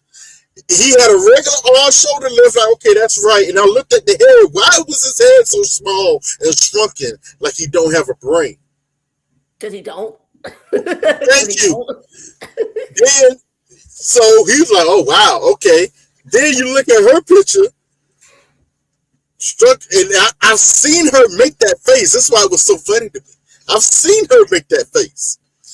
Eyebrows down like this, and she's smiling, teeth jutted straight out. No! And then it had cooked. Now the cook part was that was. I was like, bro. That was the most diabolical part. That's what made it evil on his part. Is that he said cooked on there. Maybe the painting was of her was actually accurate, but it was the cooked part that. Yeah, that was funny. That made it straight to hell in a handbasket. I'm sorry. Like, no, you can't convince me that he did that. He didn't do that on purpose. Like. Oof. Oh my goodness! But yeah, like I don't remember who said it, but somebody said it, and Elsa put it on the screen. He did all that to see how far he can go with her. That's exactly why he did it. Because there's no reason why you have to not only paint her like that, but then say cooked on the painting. There's no reason for that. I'm gonna dial this back just a little bit. We are. Purposely, just kind of what we do with these reactions and everything. We are very micro and overanalyzing situation to it. It could have been a situation where y'all just clowning each other. But the fact that it was done on national television, that's the part that really got people like, reading all into it. Because I've been at some sipping paints and we was drawing each other and made it exaggerated and it was just funny. Oh, wow. Wasn't nothing serious about it. But because this was on national television and they drew each other how they drew each other, because I'm sorry, the way she drew his head, I was like, I don't know what you're trying to say, but you're saying something. But then he wrote cook the poor first. Oh my goodness. Because she is cooked. Several of y'all are saying y'all didn't see that in the painting. I do have it as one of my titles. Child, not you having it up. Please don't put it on the screen. Yeah, I'm going to put it on the screen. Damn. Ain't she gonna do it? Try to get her, please. Yo, do it. This is what it looked like. She making the face right now. I'm sorry. Making the face right now. If you didn't know, this is one of the screenshots This is one of the thumbnails I had. You had 3 options of thumbnails. This is the photo that Adam painted, and this is the thumbnail I also had for it. Okay. Do you Okay? have hers? You don't have hers, do you? I do not have hers. I was not interested in hers. He Hers has. was He good can either. see. He can see all the way up her nostrils. Okay. We got the teeth. We got the hair parted in the middle, and we got the brows. She making the face right now. She What are you is. talking about? It's the same face. Okay. That's how she laughs sometimes. She literally has done that. She literally has done that. It's the cook part that make it. It is. That's why this is my title. You are cooked.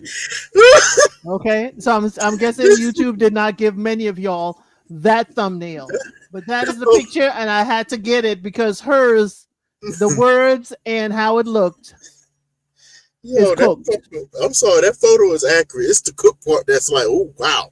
It's and cooked. then the D is italic in bold. It's bolded. It's bolded. That's what it is. The D is bolded. You are cooked. He didn't leave enough room for the D. Ooh. He over bolded it, and that's the problem. Yes. Yes, Rhonda. Look at her. Look at the picture. Accurate. Okay? It's the cook part that's bothering people. That's because it's too accurate. That's what's bothering people. Right. How would she be a yes after this? I don't know. But, they're the same person. They're on the same wavelength. Okay? She was just like Belle Jolie was all acting the way she was before Mecca said what he said on the honeymoon. She was the same way with Adam before she got the this. Now this is funny. This is another couple that she is definitely, I would say, 80-60 right now. Maybe 55. 80-55. But she is definitely more into him than he is into her, at least on the attraction level. That's it.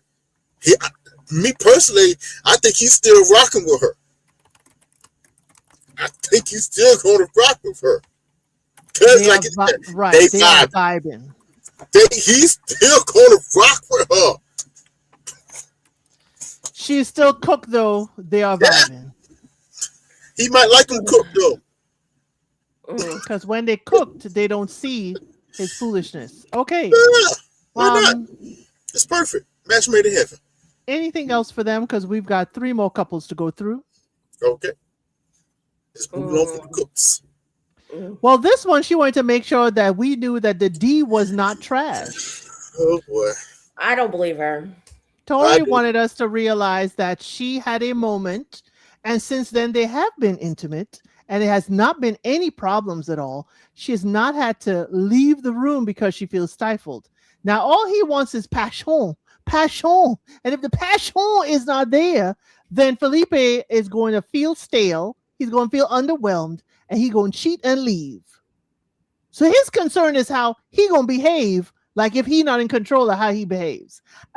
Get Felipe off my screen, please. Another one that the experts need to tell, you control how you behave. But now they want him to change the word. Not passion. Be curious. That's the problem. He's freaking curious about another woman because he stopped being curious about the woman he with. I'm sorry. Y'all are setting Tori up. But Tori, I'm with Ari. They already did. Tori, I'm with Ari. The D is trash. You could tell us, and we okay with it. Okay? Yeah. Okay. They already did set her up, though. That's the problem. They already did set her up by putting her with him. Wow. Like, come on. Yes, another one charged to Paul. I'm on Paul's neck. Right. The opposite on this one. Both Felipe and Adam never should have been on the show because they both displayed just terrible crap from the jump. And like Adam with his situation shit that he didn't end properly. Felipe with the whole partying all night, and then now we're seeing that he wants to hunch on every woman that he can be. Like he's in a 5-foot radius toward in or with. So, I mean, I don't know. I mean, so yeah, this is where Paul effed up. Right? Like he had some moments in these 3 episodes. I'll give him a smidgen, but not too much because he's been on my ish list since the very first episode because of Adam and Felipe. But yeah, he just diabolical because I don't believe Tori when she said it wasn't the D that was trash. No, I have always been of the mind that for Tori, she didn't like that man, and because she didn't like that man, for whatever reason, we can all speculate about why, but because she didn't like that man for whatever reason, the D was trash her in any way. So that's why she fled to the couch. Because if it wasn't bad, why did you flee? And why did she go in back? In my opinion. Right. I don't know. Let's see. Nah, we can't have that both ways now. She went back to prove that she could handle it. Man, listen. She giving him sympathy. He ain't about to like what I'm about to say. This is going to be bad. Trigger warning, everyone. Trigger warning. Free trade. Free trade. Free trade is coming. Free trade is coming. So yeah, right now. After watching this episode, beforehand I might have been on the same tip as y'all. But after watching this episode, I kind of got a little bit of understanding of Tori. Okay. I did believe her. Because I realized, and I mentioned this last week, but it finally got solidified this week for me. Tori is still getting adjusted to her Kim Kardashian starter kit. She is still acting like the ugly duckling she used to be.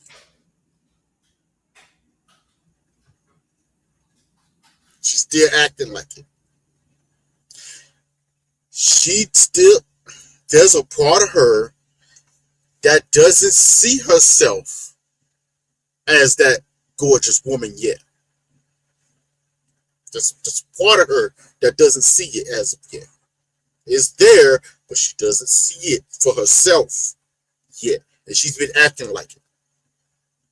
Now, here's the funny thing. She herself admitted to this, that she has had intimacy issues in the past. So this is not the first time something like this has happened. It's not the first time. Probably won't be the last. But she said this about herself. Okay? Now, the problem is they stuck her with a Felipe. Okay? An ugly duckling. Oh, I'm sorry. Another proclaim used to be ugly duckling, then finally got into him. Oh, got himself together. Oh, women are attracted to me now, and just gotten used to that. They're attracted to the fact he paid that restaurant bill. Probably so, but still, either way, he's getting play. Either way you cut it, he's getting some type of validation for what he's doing from women. Whether it's good, bad, however you want to look at it. And so for most dudes, as long as they get that validation, they're going to keep acting the way they're acting. Now, the reason why I said what you just said was so profane, Elsa, I think you do know, but you don't even know it. He himself is in the same boat as Tori, just at a different time and level. He hasn't had his starter kit. I wouldn't say that. He's already been through his starter kit, and he's getting the value. He has been receiving, at least for the past 2 years, from his timeline, what he has said. For the past 2 years, he's been on a little tear. I'm going off of what they have given us, what he has said. He said he was an ugly duckling up to a certain point, and he decided to lose weight and get in shape and this and that and third, and that was up to about 2 years ago. You said this first episode. Yeah, That's what he said, but I don't see it. But okay, go ahead. That's because you're not attracted to him, and that's fine. I'm just saying he looked at one way, probably overweight, this, that, and third. Wasn't really getting too much play. Lost some weight, started catching at least a little bit of play. Maybe throwing a little money around and being the life of the party. Personality and charisma, you know this, especially for a guy, can take you a long way. Personality, charisma, and paying the restaurant bill. It takes you a long way. He's a tool for you. So in his community, that might be different. See, everyone, I'm gonna be honest with you, and this is something that this is going to be hard to accept for most of us. We don't tend to have the same market value in every market you go in. Okay? A 2 over here can be a 7 over here. You were a 7 in your little small town. You go to a city, move to Atlanta, girl, you just a 4. Okay? Whatever environment he was in, he came up. That's what happened. For the last 2 years. So again, the whole, other there are other men on this MAFS thing that said they've been without for longer. So imagine this, not till he's 27, he had his glow up, and then he outside. Up. Yes, that's my point. This man is fresh for coming off outside with his new self, whatever that might be. And now I said this the last few weeks, and I still believe it to a certain extent, but the cracks are showing as people are seeing. This man saw Tory and went, oh, heck yes, I'm going to do all that I can to change and not to mess this up. And I still believe that. But some of his cracks are showing because he is still fresh off his glow up and from coming outside. Some of that is still in him, and part of him is not ready to let that go. Even though I do believe he does want a little what his parents have. He does want that. Again, but his parents had it for a very long time. And I agree with you. They both have a glow up. He's been outside with his, carrying on. She's got the girlfriend credit card and second home with hers, but she hasn't adjusted to the fact that he should be really, eating off of her Converse. I mean, he should be worshiping her feet. She's a gorgeous girl, but maybe she doesn't see it. That's number one, she doesn't see it. Because like I said, she is still acting in her ugly duckling phase. Number two, the type of personality Felipe has, he's never going to give that to her. And this is going to sound wild to the women. I'm sorry. That's probably for the best. Never feed into that type of mentality and attitude. It will only lead you down a very bad road and corner. I know from experience. Don't do it. Don't do it. Don't do it. Don't feed into it. Don't even. You ain't had to get that look, Elsie. I know what that look was for. Don't do it. Okay? Okay? Nah, stay on your square. But the type of. See, they are more better matched personality wise, but their lifestyles are vastly different. Their biggest issues is 2 main things, and they both brought them out these last 2 batch of episodes. Number one, faith and religious wise, they are unequally yoked, and that is so daggone important that it's not being talked about enough. This man has called himself a proclaimed atheist, and you put him with a woman that is spiritually inclined. She believes in God, believes in church. I can just imagine how bad that can go by itself. Is she? Because that prayer at that grace at dinner didn't give me spiritually inclined. Hey, Ms. L said, not if I hate to put it like this. First of all, she's still a white passing white woman. And Not listen. Okay, keep it moving. Keep it moving. I give you this. It would have looked totally different. The prayer would have been totally different if Sean would have said the prayer. But I digress. But please, Lord, don't let us go crazy. No, it would just, you know how we do. It's going to be long-winded, poetic, and sound all good. Her prayer sounded exactly how it was supposed to sound. Very whitewashed. But yes, it still was a prayer. But I'm with you to go to Africa. I think Felipe put shout out to Phil, put too much dip on his chip. I don't know if he was slaying as many panties as he said he was. He don't have, first of all, why is everybody assuming it's 100 panties a night? No. Honestly, you're up. If he was how I'm thinking he was, you just up in within a year's time, 2 to 3. That's a crazy improvement. A year, 2 or 3 a year. No. Up to 2 or 3 a year. Down from 0, maybe 1. 2 or 3 a year. That's for, and you saying we up. You got to be lying to me. No, I'm not. Let me explain it to you. And this was in the movie. We have all seen. God, I'm blanking on the movie. We have all seen. Oh my, why am I blanking on the movie? The white people. Okay, here's the rule.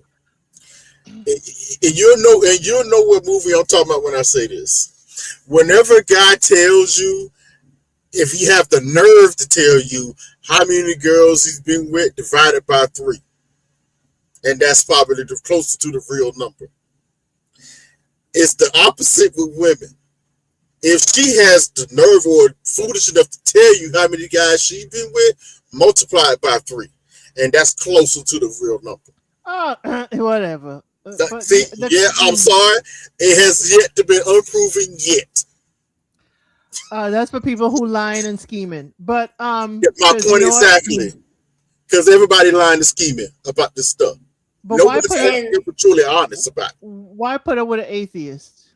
Now that's my problem. They're just as much as they put Nikki with Sean, knowing that she wanted somebody who made at least $250,000, and I saw a line that he don't even make that much. It's maybe like at least $100,000 less than what she wanted. Well, we're gonna get that. Yeah, we're gonna get there. We're never gonna get there in the first place, but yeah. But again, I stand by it 3 times. I didn't say what's the exact number, but it's always women always downplay, men always overplay. Period. Most of these guys are talking, oh, I've been with this many women. It really ain't been that many. They're straight line.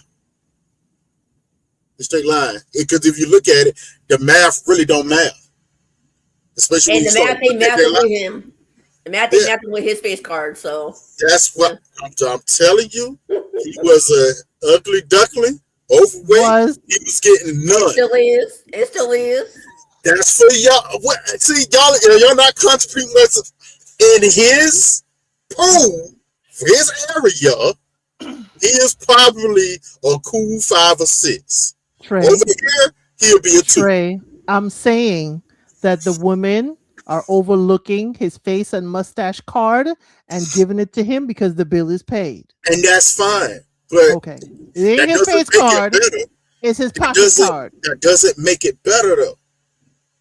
It don't make it better. The problem is he had those same funds when he was overweight. He still wasn't getting play. This is the common denominator here.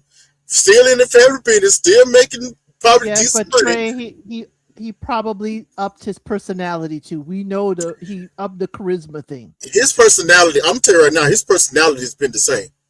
I'm telling you right now, his personality has been the same. What up was his confidence. The confidence most definitely.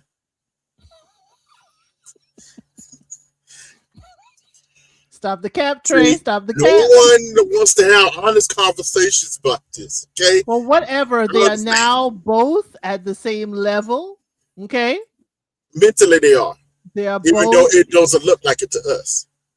They're both on the same level. Again, he also doesn't want to be playing his video games while she's at home. So he, like Devin, is changing up who he is in order to please his wife. See you next week, Heavenly. Okay. But I'm exhausted with these two. Now, Corlin, I was exhausted with production making him the grandmaster of the table at dinner. And somebody got to be it. I know, but I was exhausted with him. I'm gonna be honest with you. I wasn't. The only reason why, if you get past the boisterous of it all, this and that third, if you notice, Felipe and Tori clocks everyone else very accurately. They do. In a lot of situations. I have yet found one that came across that I'm like, ooh, he ain't wrong about that. But he also is being very vulnerable, and I appreciate it, of saying his own issue that he may wandering eye, and that, as you said, is probably because he only been outside for 2 years. Yeah, he just been outside. Now you want him to go back in for life? Totally fine and all, but well, he did that to himself. First time she ran. Yeah, but like I said, she has her own insecurities about this. She said it herself, especially during that little group session. This is not the first time she's done this. So this is outside of Felipe. No, she has some insecurities about herself, period. Well, that may be true, but I think it's partly him. I think that's the problem. I think it's partly him. I just don't believe that none of this had nothing to do with him. It can't be. My problem is it can't. I got sometimes we do have to take people at their word until it's proven otherwise. I can't make it all about him when she herself said this has happened before in the past. So she has a history of this at the time. Yeah, she does have the history of this. And the next couple, Courtney has said that she liked Felipe too. She'd much rather, him. I'm telling you, this is why I said Courtney's Tori's just getting used to her new look, because y'all didn't want to believe it, but I totally believe what you said. Oh no, I like the way Felipe look. Yes, she's not used to getting the good-looking guy. And I can, every time she says that, I'm wondering how Sway, where Sway? She is not used to getting the good-looking guy in her mind. Right. No matter how we feel about when we look at him. It's her. In her mind. Yeah. And you're only as good as your options around you. When guys get their first baddie, they think they can do better or equal. You tell it. You tell it, Carlin. Now, I ain't gonna lie. I have a personal issue with baddies as a term, but you're cooking. You're cooking with that. The only problem is Tori doesn't believe she's a baddie. We're projecting that onto her by the way she's presenting and looks to us. It's not in her mind frame, because that's not what she started out as. She's not a natural baddie. She's not a natural baddie. Don't apologize for your words, Carlin. We take it as we see it. Speaking of not apologizing for their words, because we got to continue. Courtney and Nick. Courtney said Adam is a baddie. He the baddest one there. That was crazy. Right next to her husband. That was crazy. And he's like, that is wild. That was and she's crazy. like, no, you're my husband. And then she went and sick her sister and family on him, grill him, get to him. Don't touch me in the gym to help me platonically. I don't like PDA in the gym. Courtney, just tell Nick you don't like him. You don't want him touching you. He gives you the ick, and just move off the screen, please. Just tell Nick I prefer Adam, and I'll see you later. It's been fun. Because right now, Nick is just coasting and giving us his representative, and she is looking wild. absolutely wild out here, and he ain't got to do much, and he already media trained. What y'all got to say about Courtney and Nick?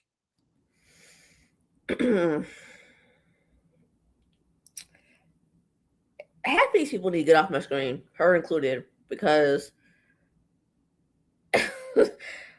what killed me was she said when it was just her and Nick in front of those producers outside of the dinner, you don't have to do much when you have the hottest guy in the group with Adam.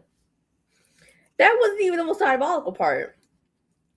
The most diabolical part was he said, "Wait a minute, what did you just say?" And then she said, "Oh no, you're the hottest guy, husband." Like she didn't just hear herself 2 seconds ago. That was the most diabolical part. Like she just it went. Her brain wasn't catching up to what she was saying. Like her brain wasn't catching what her mouth was saying. Her mouth was speaking like a million miles a minute, and her brain wasn't catching up. Because how do you forget what you just said 2 seconds ago, girl? What? How do you not know what the hell you're saying in the moment? Ari, the worst part is she having an attitude with him. Like, why you got an attitude now? Right. Well, I mean, that's on brand for her though, so it's not out of the blue for her to think that. Excuse me. Or to have that sort of attitude. It's not that. To me, that was just on brand for her because she's been like this since the honeymoon, or no, hell, the reception, because she withered up like that lettuce that Felicia was talking about when she heard about him being on 50 million reality TV shows, and he's not as mega as she thought she was. So she's been like that since then. So like to me, that's on brand for her to act like that. But so to me, the most diabolical part is that she said she was saying something without actually thinking about it, because that's how she really feels. That she been thinking that the entire time, though. It's that she just finally said it. But in front of him, and instead of just keeping it to herself and her thoughts. So it's just like, I'm glad you said it to go to Africa, because while everybody's making inferences about the men, Courtney says she just can't wait for Nick to stop touching her when he does.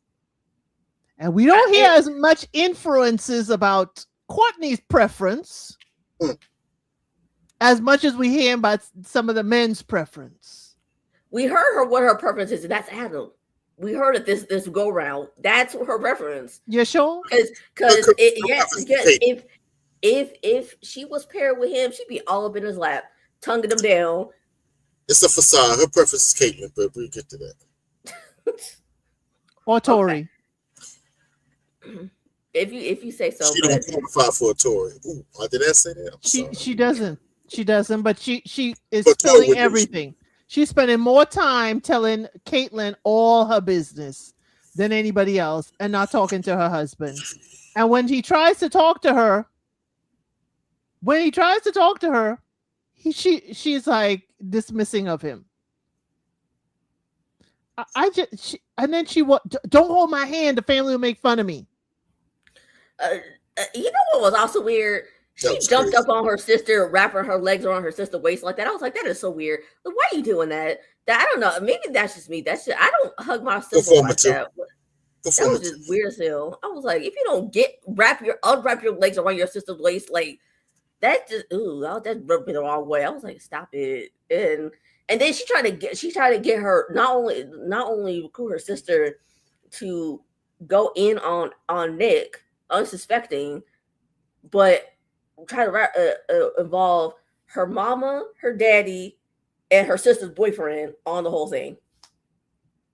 Girl, go back to Oregon where you want to live, and then she put 10 on 2 when she said, or 100 on 2 when she said to her sister that Nick hates Oregon. Like, all he said was that he didn't like the weather. How does that translate into him hating it like El Cid said? How does that translate? Courtney likes to revise history and revise what you said and present it in a different way to other people.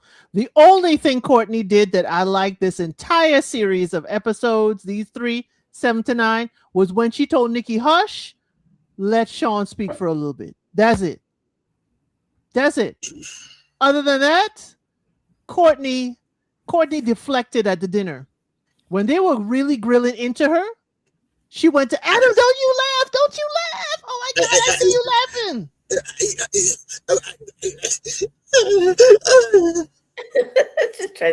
That's accurate. That is accurate. Yeah, that's what I was talking about. Don't hold my hand. The family will make fun of me if we walk in holding hands. But then you want to walk into the dinner holding hands. Again, performative. Y'all are using that on Mecca, and we could use that on every single couple.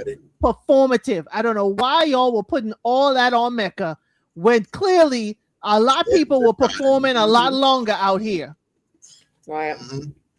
Trey, what you got on Courtney and Nick? I got a hot take, not a hot take.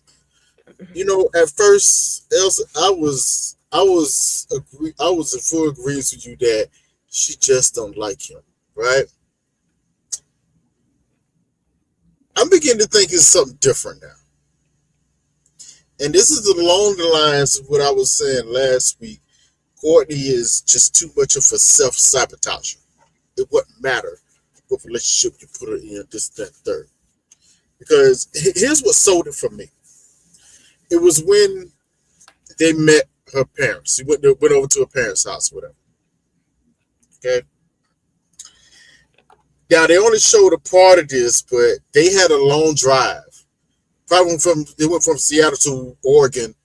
Actually, yeah, that is a long drive, depending on what part. Even from the border of Oregon, you come from Seattle. Yo, that's 5-6 hours right there. Period. And I don't know where Oregon they live at, so that's wow. Okay, you're on a long drive. To me, the way it was, at least what was edited about it, 3 hours. Okay, it must be. Nah, it was more than 3 hours. I don't care what direction you come from Seattle to at least get to whatever border of Oregon. It's 5 hours. Period. Yeah, nah, it wasn't 3 hours. But anyway, I digress. Well, nah, yeah, it's more than 3 hours. But here's my problem.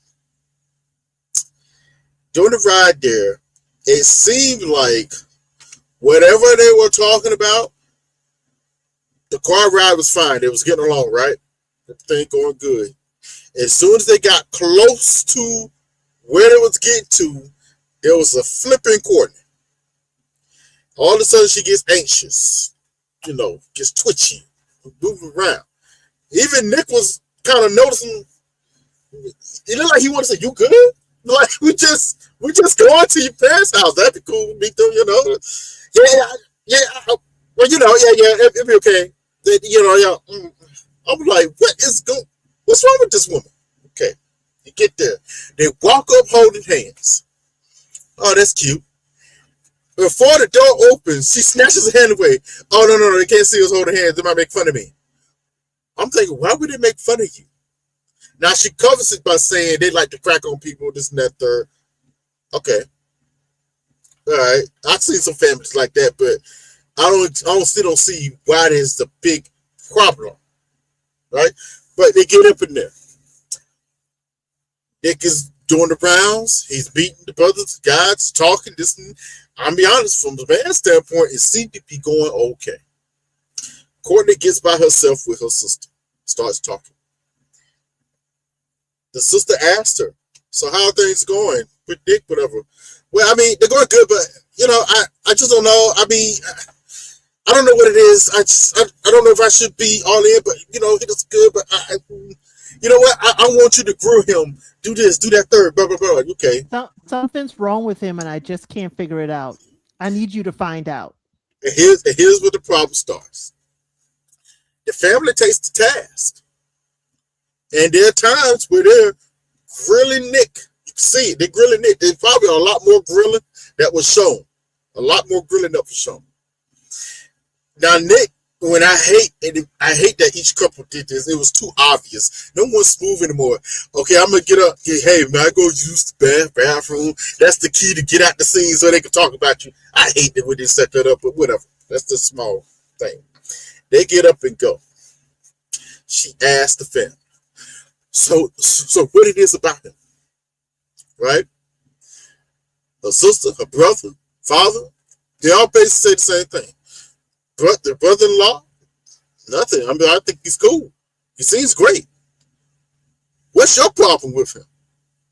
And she looked flustered because she did not think they was going to say that. She literally did not think that they weren't going to have nothing coming back. And this is where it's sold for me. And like I said, this is a hot take, but not a hot take. Yes. She is the problem and has been the problem throughout her entire life in just about every relationship. In her family's eye, at least from what I'm pulling from that scene, she brought home a good-looking guy that seems to try to make the effort to be with you. And you cannot accept that for some odd reason. What is your problem? Because we actually like them. It's the backup part and the TV part. That's what I've been saying. It's those two aspects. If that is the case, then she needs to be brave enough to actually say that ish. Well, they're not. You know these people. They're not going to say anything because you've seen it with Becca, Belgium and Mecca, seen with Nikki and Sean, and we see with everybody. Sure? Are we sure? Because she's talking about everything else. Constantly bringing this guy down every chance she get. She is literally the bad guy. She looks like the bad guy doing it. She is literally doing. I'm about to make a ha-ha. She is literally doing the very thing that Nikki was accusing Sean of doing, embarrassing her in front of people. Well, she doesn't think she's looking like the bad guy. She is, but she doesn't think she is. That's yes, she does. That's her problem. Yes, she does. No, she doesn't. Here's where she knows she does. Because when she said, "Oh, the family doesn't think he's the bad guy," but then again, they're not spending every day with him, so maybe I am right. Again, she's having outward speech about what's going on in her mind. And I'm like, Courtney, I'm going to need you to dial that mind a little bit slower so you could even hear what you're saying. Because even in that, I was like, girl, you are wild. That's what I mean. If she really didn't think she was, if she really thought she was the problem, she wouldn't have said that. No. The reason why I know she knows she's the problem is when she says things, she doesn't let it sit there and let it sit. Now, truthfully, I just say what I said and it is what it is. She immediately catches herself and goes, I know how that's going to sound coming off. And she tried to correct it some way, shape, or form. She always tried to correct what she had just said. And she only does it when she sees the reactions of everybody else, what she just said. When it's by herself and her and Nick, and now this is on Nick, he kind of lets her get that edge off. He shouldn't. But she be getting off. It only happens when they get in group settings around people, or they have to reiterate what happened in a situation with them, and people hear how wild it is, and they're looking at her like she's crazy. And she's like, "Oh, wait, no, see what happened was it was like, and then the carrot tears start pouring out. Manipulation. I think she's there to go to Africa to be an influencer. If you see her social media now, she is all about fit checks and outfits and other things. So motivation for being there could be love, could be a husband, but also to get her social media following up there. Okay. I don't know why it was. Yeah, but I don't know why it wasn't up there because she's into bodybuilding and all that fitness stuff. It should be up there. She might be jealous of Nick. She could be. Nick it's part, like you said, Ari, you said that she has an issue with him being on all the shows. Why she keep bringing it up? I'm beginning to think that's why she keep bringing it up. Nick has done what she wants to do. That too. And he lets her poke at him because he knows it's good for TV if he looks like he's the victim. Yeah. Yeah. Nick ain't stupid. He been down this road. He know how these rodeo goes. And that's kind of the reason. The first time we seen Nick flustered was when he almost got called out for it on the couch. Yes. That was the first time we saw Nick flustered. When they called him out for him being performative and just allowing some of these things to happen. He's like, oh, whoa, no, it ain't that. Whoa. I was like, aha. There it is. Nick ain't gonna check her one good time. His way of checking her was that's wild. When he said Adam, that's it. That's as good as Nick gonna check her. That's all he had to. Look at what's happening here. He doesn't have to do a thing. She is perversely hanging herself. She's doing it herself. And he knows it. All he has to do is just sit there, really. And I hate to say this, I kind of don't blame him. You never want to gauge men and women. I mean this all wholeheartedly. You never truly want to engage with someone who constantly does revisionist history with you. And I'm being for real when I say that. To anybody in this chat, this room that can hear this, you never want to engage with a person who constantly goes through revisionist history with you. 10 people can see the same thing, and most times you're going to get different answers. But if everybody in the same room said, nah, that bird was blue, and you the only one talking about, now that bird's pink, and here's why. Be careful of those people. Right, and she goes around telling everybody about their problems, and then when they go to the session, the problem is touching on him. Yeah, nah. I'm gonna need Courtney to come better with excuses next week, but I'm not sure it's going to be there. Now, we're on to our last couple, and before we do that, let me give some memberships. Okay, let me give some memberships before we get to the last couple. So I just put out 5 memberships out there. D Brown, I said what I said. SBK, Lanag, and Dorica. Girl, I ain't seen you in since Jesus was a babe. I'm selling you. Right. They have received LCID. They are new L citizens. But you yes. We're going to go to our last couple. Okay. Nikki and Sean. Now, I'm going to start off being diabolical. Let's go. When are you not? No. I think there's another level she's about to hit. I'm ready to see it. Ladies, are we ever this much butthurt by the man that we ain't laid with? Because I had to pull back and watch that little fight after the dinner again, and I'm laying into Nikki like, girl, why do you have me believing you are tonguing him down with food in your mouth? Why do you have me thinking you are wearing his jacket? You are wearing his jacket and telling him off while wearing his clothes. I don't know how to say this without embarrassing you. Like you have post-nut clarity. It sounded like I'm regretting laying with you. I wanted to give you a chance. It was some pity puss. That's what it sounded like. I'm sorry. Sean, you know you're disrespectful, having your phone at dinner and acting like Devin can't correct you or tell you what's wrong with you. Sean, you were blatantly disrespectful. And you blatantly played in our face. Because when Sean said, you ain't never got to worry about me arguing with you again, he meant that. He checked out. Sean is checked out. Sean is now being performative. Sean is just here for the camera and the check. That's it. That's it. Sean is just here for the camera and check. They're both playing with us. But again, he been dialed back on the whole 69, the musty 69. Thank you, Terry. He done dialed back on the whole musty 69 and all that stuff.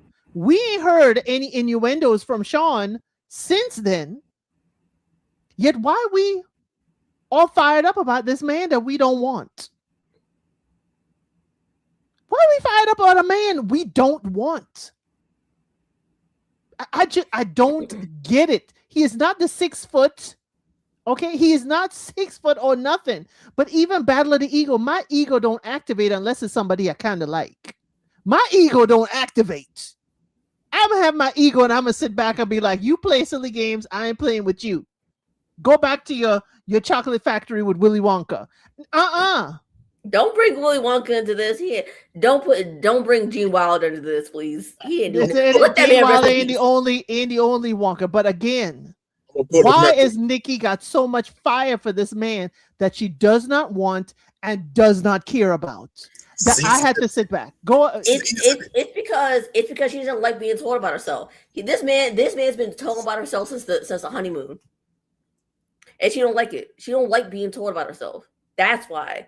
I mean, maybe some part of it is because she might like him at least a little bit. She might not be attracted to him, but she does like him. Maybe his personality in some aspects, but yeah, like she don't like to be told about herself. I've been saying this from the beginning. Like she does not, because every single time that he brought up a good ass point, she's like, oh no. She started interrupting him like 50 million times. Like, oh no, you're not gonna do that because she don't like to be told about herself. So yeah, it's the, like Devin said, it's the ego. She loves it. Trey, stop swaying like that, please. It's distracting. It's distracting. But it ain't about the friend. She loves it.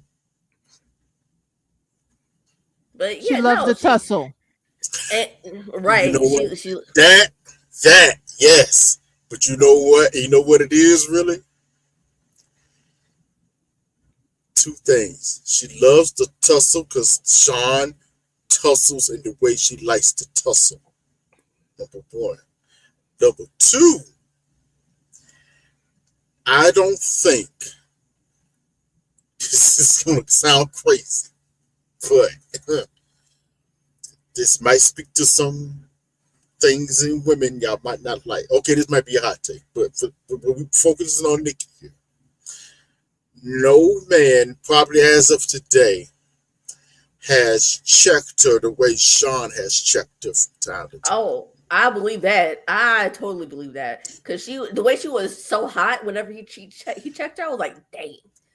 And that by itself, for some women, is attractive. For some. I'm gonna leave it at some. Only those of us that like to fight. She likes to fight. So combine those two things. Mentally, I said this last week, they're perfect for each other. The Espers probably knew exactly what they were doing putting them together. They're perfect for each other. They are mentally on the same level. Okay? And that's another wrestling situation for Nikki to accept. Oh God, this man mentally is on my level. I think she's been in a lot of rooms where a lot of men that she's deemed she liked wasn't mentally with her. Here's a conflict. She may like him checking her, and she's attracted to that checking and that mental stimulation, but the packaging ain't it. Yeah, think about it. This is the only issue we've had, or she has had, that we've been pointing out with Sean since day one. Right, it's the packaging. Everything else, though,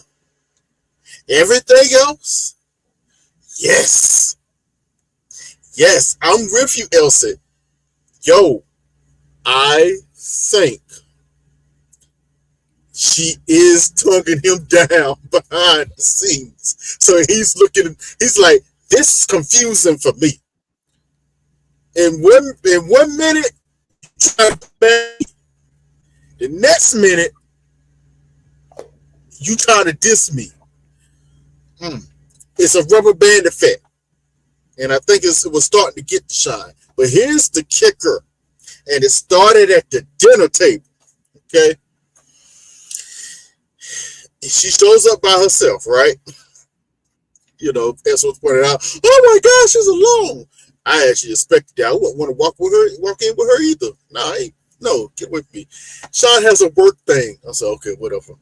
He shows up looking very dapper. I like what he was wearing. It's cool. Come in.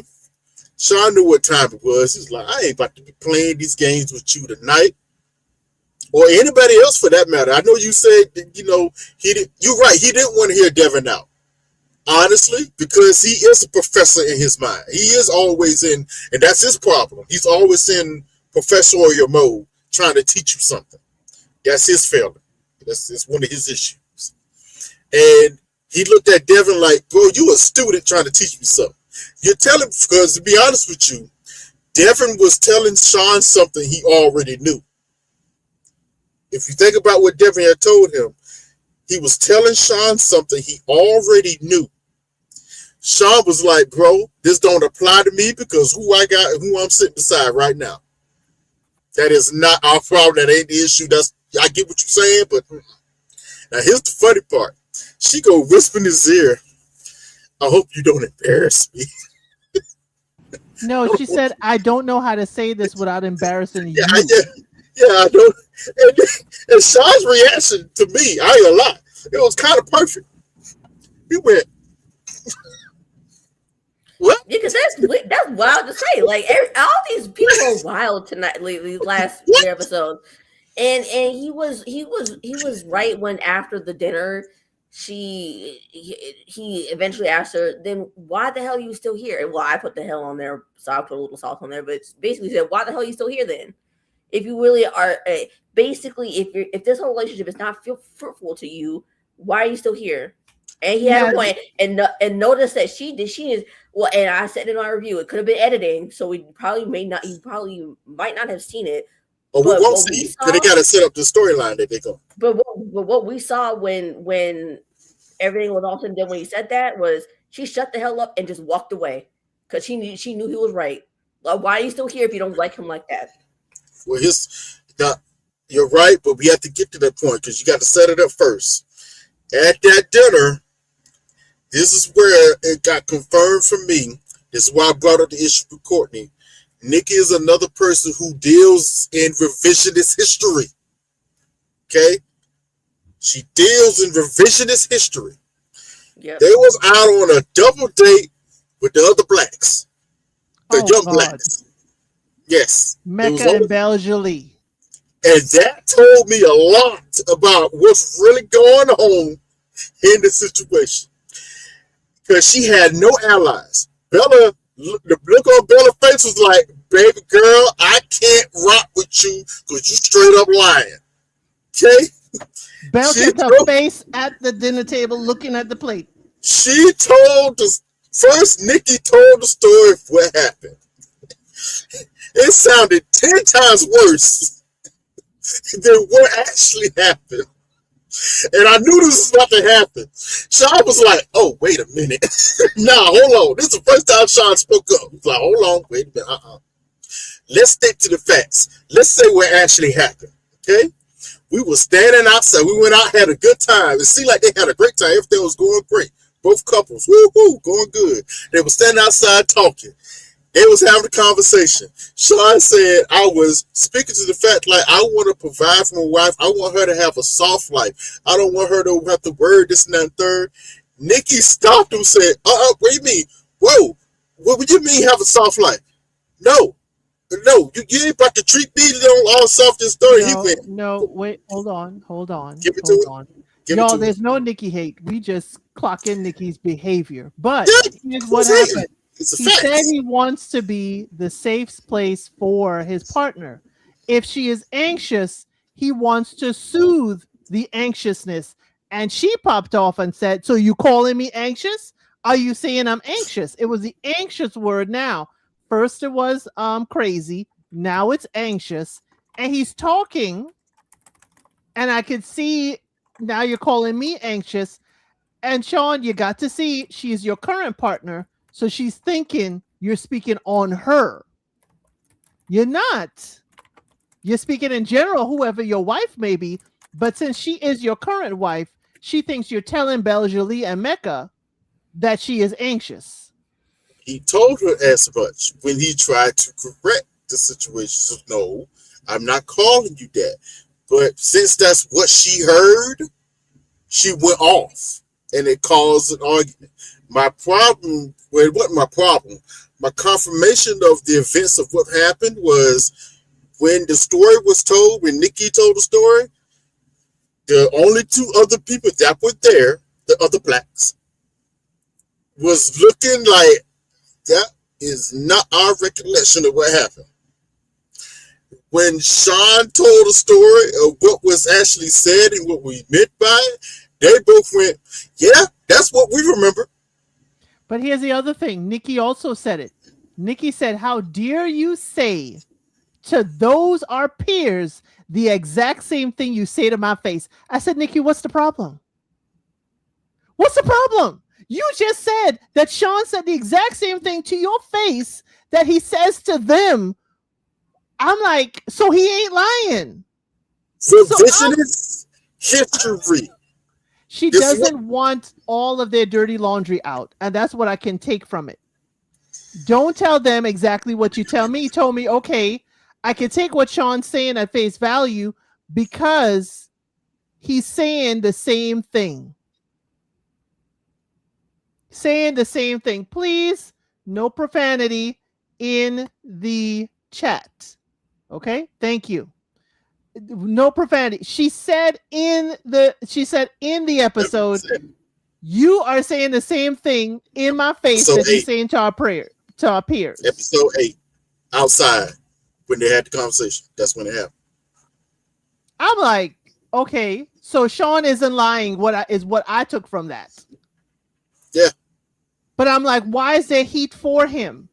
I'm gonna need, as Nikki, the fact that they came, I'm with, who was it?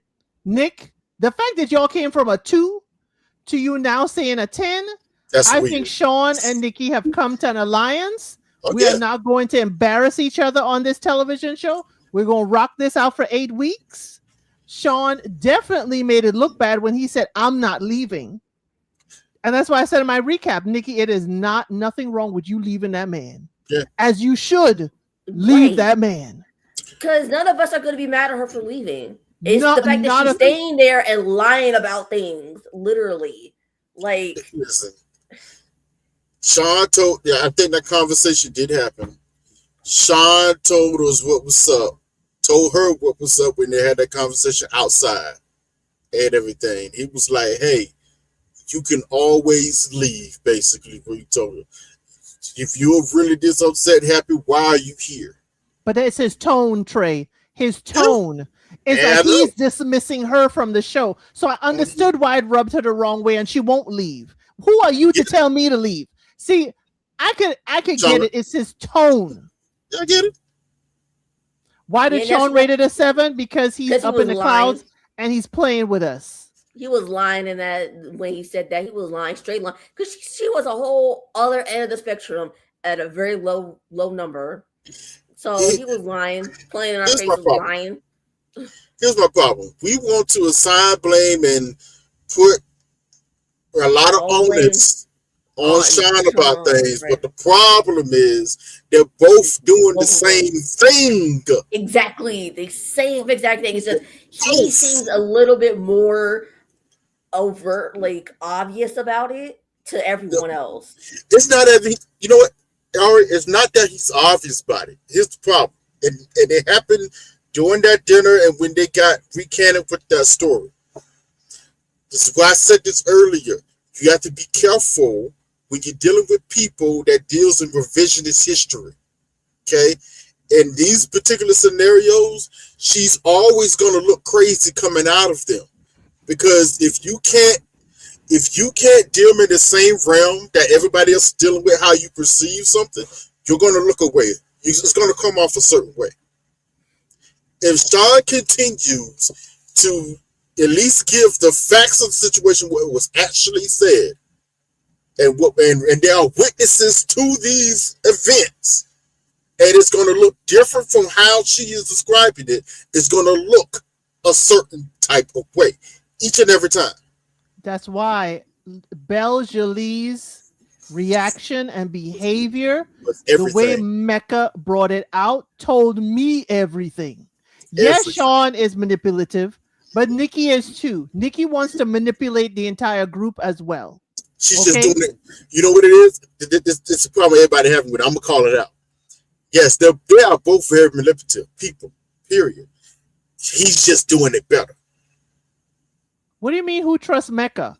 Again, Belle Jolie did not counteract what Mecca said. Yeah. Neither did Nikki and Sean, based on what Mecca said. And Mecca got said, "I'm two not separate coming at you." Two separate people that was there. And when asked, it was like, yeah, that's how we remember that going when Sean told the story. Two separate people. I'm sorry. If y'all don't want to accept it, it is what it is. Homegirl is telling weird stories around here that may not be all the way the truth to the matter. Now, if you want to eat it up, hey, that's on you. I'm just seeing it for what it is. And both of them at fact. They both are ridiculous. And which is why they're perfect for each other. They're perfect. Belle would go. You see, y'all not seeing that. Again, Belle would not publicly tell Mecca, "Stop. That's not how it went." Nah, she ain't doing that. But Belle ain't mute. Belle Jolie is not mute. No. And it's evidenced by the fact that like when Mecca was doing all that hooting and hollering about her dunk on the back, he said, "Hold on, slow down. That's not how everything is. Not all peaches and cream here." So she can't. She has countered him exactly as Ari said. She has said, "Wait a minute, we are not sleeping together." She is vocal. Mm-hmm. She is vocal. I'm not going to say that Belle Jolie ain't vocal or won't go against Mecca. She now we're projecting here. Now we're projecting. This is projection. Because you feel a certain way about Sean, you got to project every little thing to fit that narrative. When and we're looking at it, it's both of them. I am with Christine. Sean is fighting smart, but we are clocking Sean. The reason why I stay more on Nikki is that there are too many people that don't see that they are both a problem. They are both a problem. Mm-hmm. Mm-hmm. They are both a problem. And the thing is that he is very much, we can see he's a problem front and center. His tone, his words, he is blatant problem. But I don't think people see the Nikki side of things, that they are both fighting kind of the same way. That's why when Devin asked Nikki, "Why are you even fighting with him? Why are you putting fire on fire?" Yeah, why? Good answer. Could not answer. Could not answer. And Corlin, yes, Belle Jolie might have been trying to go against Mecca in that one instance because of her trying to protect her image, but she still went against him. She still did at the end of the day. So she can go ahead, stand up for herself. Like I want y'all to tell Belle that and see what happens. You probably won't like that response you get from her, and see if she's standing not too much on my husband. Oh no, say that about her. And then see your response. Y'all don't think you want that smoke?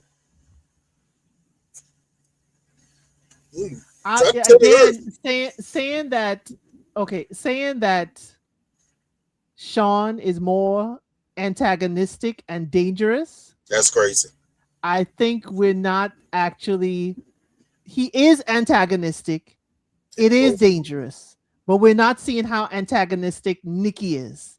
To sit next to that man and say, "I don't know how I'm going to say this without throwing you under the bus," is diabolical. It's crazy. Because if he had said that to her, she had everything to say about him, everything, and she would be right to you. But because it's her against him, it's what? And Nikki has been revising things since the honeymoon. She never tell the ladies what is their true issues. She never says what's going on with the group. But then now at the dinner, she wants to say, "I don't know how to say this without throwing you under the bus, without making you look bad." How is he supposed to feel? How is he supposed to react? That's a huge dig. That's a huge dig. I'm coming at you is basically what I heard. I said, "Daggone it, Nikki. Why we got Let us not do this. Let us not do this.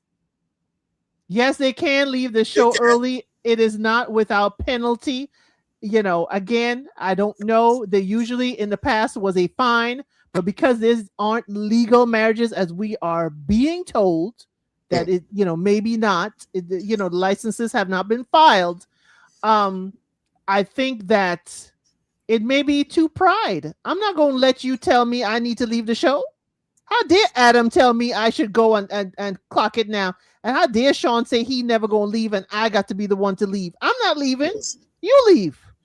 Most men, I saw a comment so interesting. Most men do not fight with women because number one, we know it never goes well for us in those type of arguments. It always looks crazy.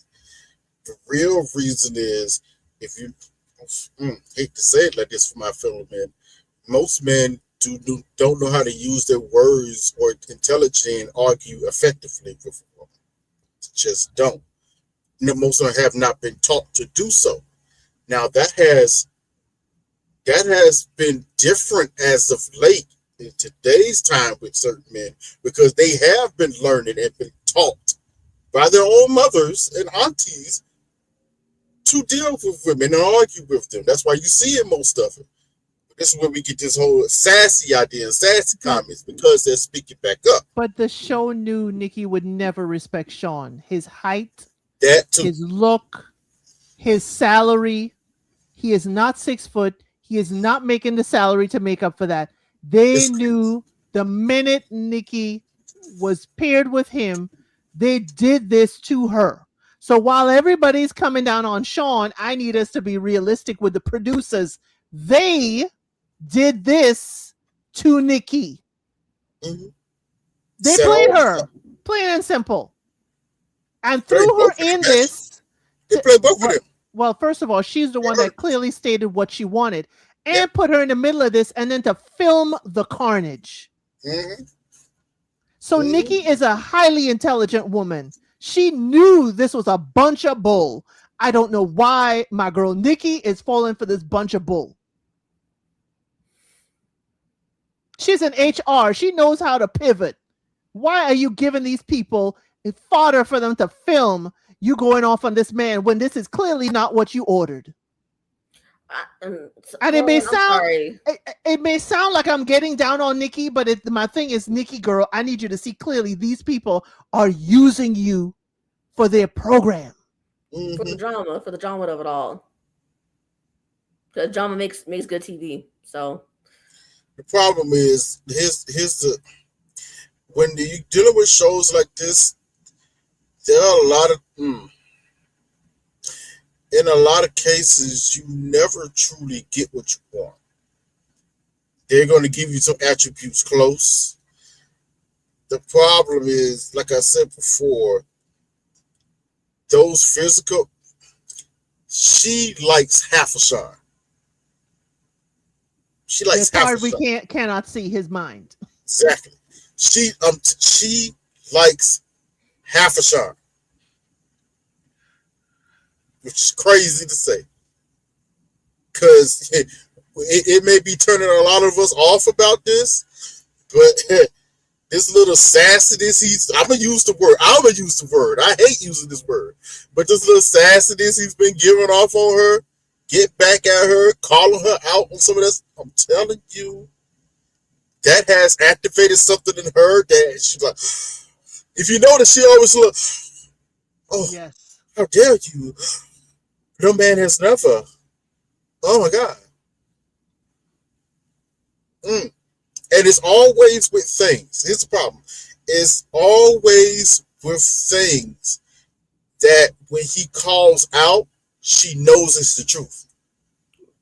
But why does she have to find qualities about him that she likes? That's her own choice. True. She don't have to like a daggone thing about this man. Nope. No. Not a daggone thing, because as the expert said, she didn't choose him. She should be sitting there. I would have been turned the couch around. Why did you put me with this man? Hey, and you know what it's going to lead back to, which she doesn't want to do it for whatever reason is. It goes to lead back to that conversation they had outside after the little blow up at the dinner, where you can always go. Seriously. Adam is the one telling you could always check out. Call it. Adam told you that. Sean told you that outside. But here's the problem. It's a true statement. You can always check out. But you're choosing to stay in this. We're not gonna skip past that part. You are choosing to stay in it. For whatever reason. Choosing this. Right. Why are you still here? And we will not look down on anybody who leaves. At least here. No, I won't. I'm like, go, be out quick. They can choose in the UK and Australia version, they can choose at counseling whether they want to stay or leave. That's the difference.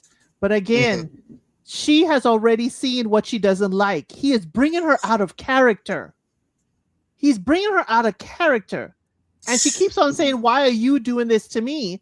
And even that night when, someone said in the comment section, do we really think she tried to diss his height? Yeah. The thing is, she could say, I'm towering over him. Look at me. You could just say that. You ain't got to say 5'5". We know men are being clowned whenever they are not 6 feet. We know that. So the fact you put a number on it, yes. Yeah. It's just like Sean using the aggressive word with a black woman. Yeah. Right. Even if it's true. Intention does not negate impact. Just because she didn't mean it as a dig at his height, it's still kind of how it came off, unfortunately. So, we disagree. It's her character. Ooh, that's her character. Ooh. Now, I was about to. Now, see, I was about to. When you said he's bringing her out of her character, back in my mind, I was like, are we sure, or is he exposing her real character? That's what I've kind of thinking too. I was like, because I'm be honest with you, I caught a glimpse of this before she met Sean. I caught a glimpse of this when we were hanging out with her homegirls when she was getting ready, and yeah, the real her was coming out, and I didn't like it in. I was like, yeah. What's the word of the night? Projection? No, not what's the word of the night? Performative. Performative. And like I say, everyone does this to a certain extent. But there are some performances that's just not you.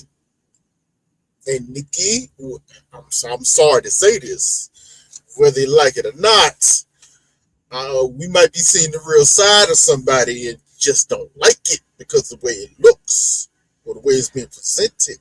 I think I would have had a problem with the guys when they tried to check her. You say no one checked Courtney. I think it's because Nikki brought the 5'5" into it, and the men were protective of another man. She lost that was a low blow. They was hearing her out until that point. Yeah, they were listening to her. When she said 5'5", I'm towering over him. They're like, whoa, whoa, whoa. Yeah, she had the room. Yes. Even with the revisionist history, she still had the room until she made the comment, and then everybody checked out. Whoa, that's too much. Somebody asked how many they'll absolutely get married just to prove they can win. They might. Ego that bad, it might do it. Yeah, the egos are that bad. If Sean called Nikki aggressive at the table, y'all think everybody would have jumped on Nikki's defense and scolded Sean? The women, absolutely. I think Sean knows better than to call her aggressive in a group of people. He did that intentionally. Y'all talk about manipulation. Sean hides his hand. He knows when to behave and where to behave. He would call her aggressive. You see what he did? He called her it in the airport, off camera, away from crew. And then when they were at the table, he called it an aggressive act. Right. So again, I'm not saying Sean ain't bad. He is. Yeah. He is bad. I'm saying they're right the same. They deserve one another. I would not wish these people on other people separately. Keep them together. And Courtney is a white woman who is an MAGA, so they're not going to go against a white woman because the white woman of it all. And, So and you notice if she does get pressure, she immediately goes to carrying tears. exactly. Immediately. Tears. But they So- did say, well, how does it? They did tell Nick, how does it feel to be rejected by your wife?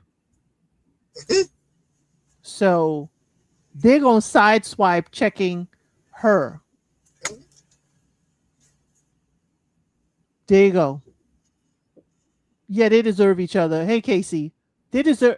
I think right now, Nikki and Sean, what we see going forward, because we see the previews and lingerie and whipped cream, they're playing in our face. They're playing in our face because they ain't no. And I always tell y'all that it's an edited, produced show, but there ain't enough editing or production to make me believe that Nikki and Sean are a perfect match behind camera. And if they are, if they end up on decision day and they end up choosing each other, I will be the first one to throw my pen at the daggone TV. But yeah, yes, yeah, like you said, this is an edited and produced show, but there's only so much you can edit and produce from a person. There's only so much you can do. So they can set up this as much as possible to get certain reactions, but let's keep it real. They only can film what you put out. Right. Okay. Right. That's now. I'm sorry. Someone asked how many episodes. We are at episode 9. There are 20 episodes. The last episode is August 27th. So y'all need to buckle in. Yes. Every week is 3 episodes. This week is going to be 10, 11, and 12. And then August 27th is not only going to be the finale decision, but also the reunion on the 27th. Okay? But y'all make sure y'all hit that like button. Make sure that you are subscribed to the channel. We have covered all of the couples this evening. Yes, till August 27th. We have a month. Yes. We used to have 4 months. Okay? This used to go on. I missed those days. It used to be 6 months. When it was on live, it was 6 months. I missed those days because we had some breaks. It used to be 20 weeks. I missed those days. You know why? I don't. No, not me either. The only reason why I said I would miss it if you're a content creator is constant content. I'm good with 3 episodes a week. I'm good with that. But I'm just saying it's constant content. It's constant contact, but again, you're a guest on the contact. You're a guest on the content. You and the one doing the thumbnails and the reviews. And you are a wonderful guest. And Trey will be back, y'all. Trey and I are covering the Dance of the Dragon. So if you are into Game of Thrones, we will be covering it this Tuesday, as we are every Tuesday. And if I can convince him, maybe on the off season, we could maybe go back and cover The Wire, Trey. If I can convince him, y'all, I don't know. We'll see what we cover, but we cover science fiction as well. On Tuesdays, we've done Dune and some others. So make sure you hit that like button. I'm glad y'all appreciated the show. Monday night for the new members, it is Messy Member Monday. It's going to be trashy, as it always is, and messy. Okay? It's for grown folk, 18 and over, grown eyes, grown ears, and grown taste buds. That's all I got to say. But thank you all so much for being here. Thank you, Ari. Thank you, Trey. I want to make sure this stays within the 3-hour mark. And I appreciate you all. Make sure your notifications are on. And I'll see you on the next one.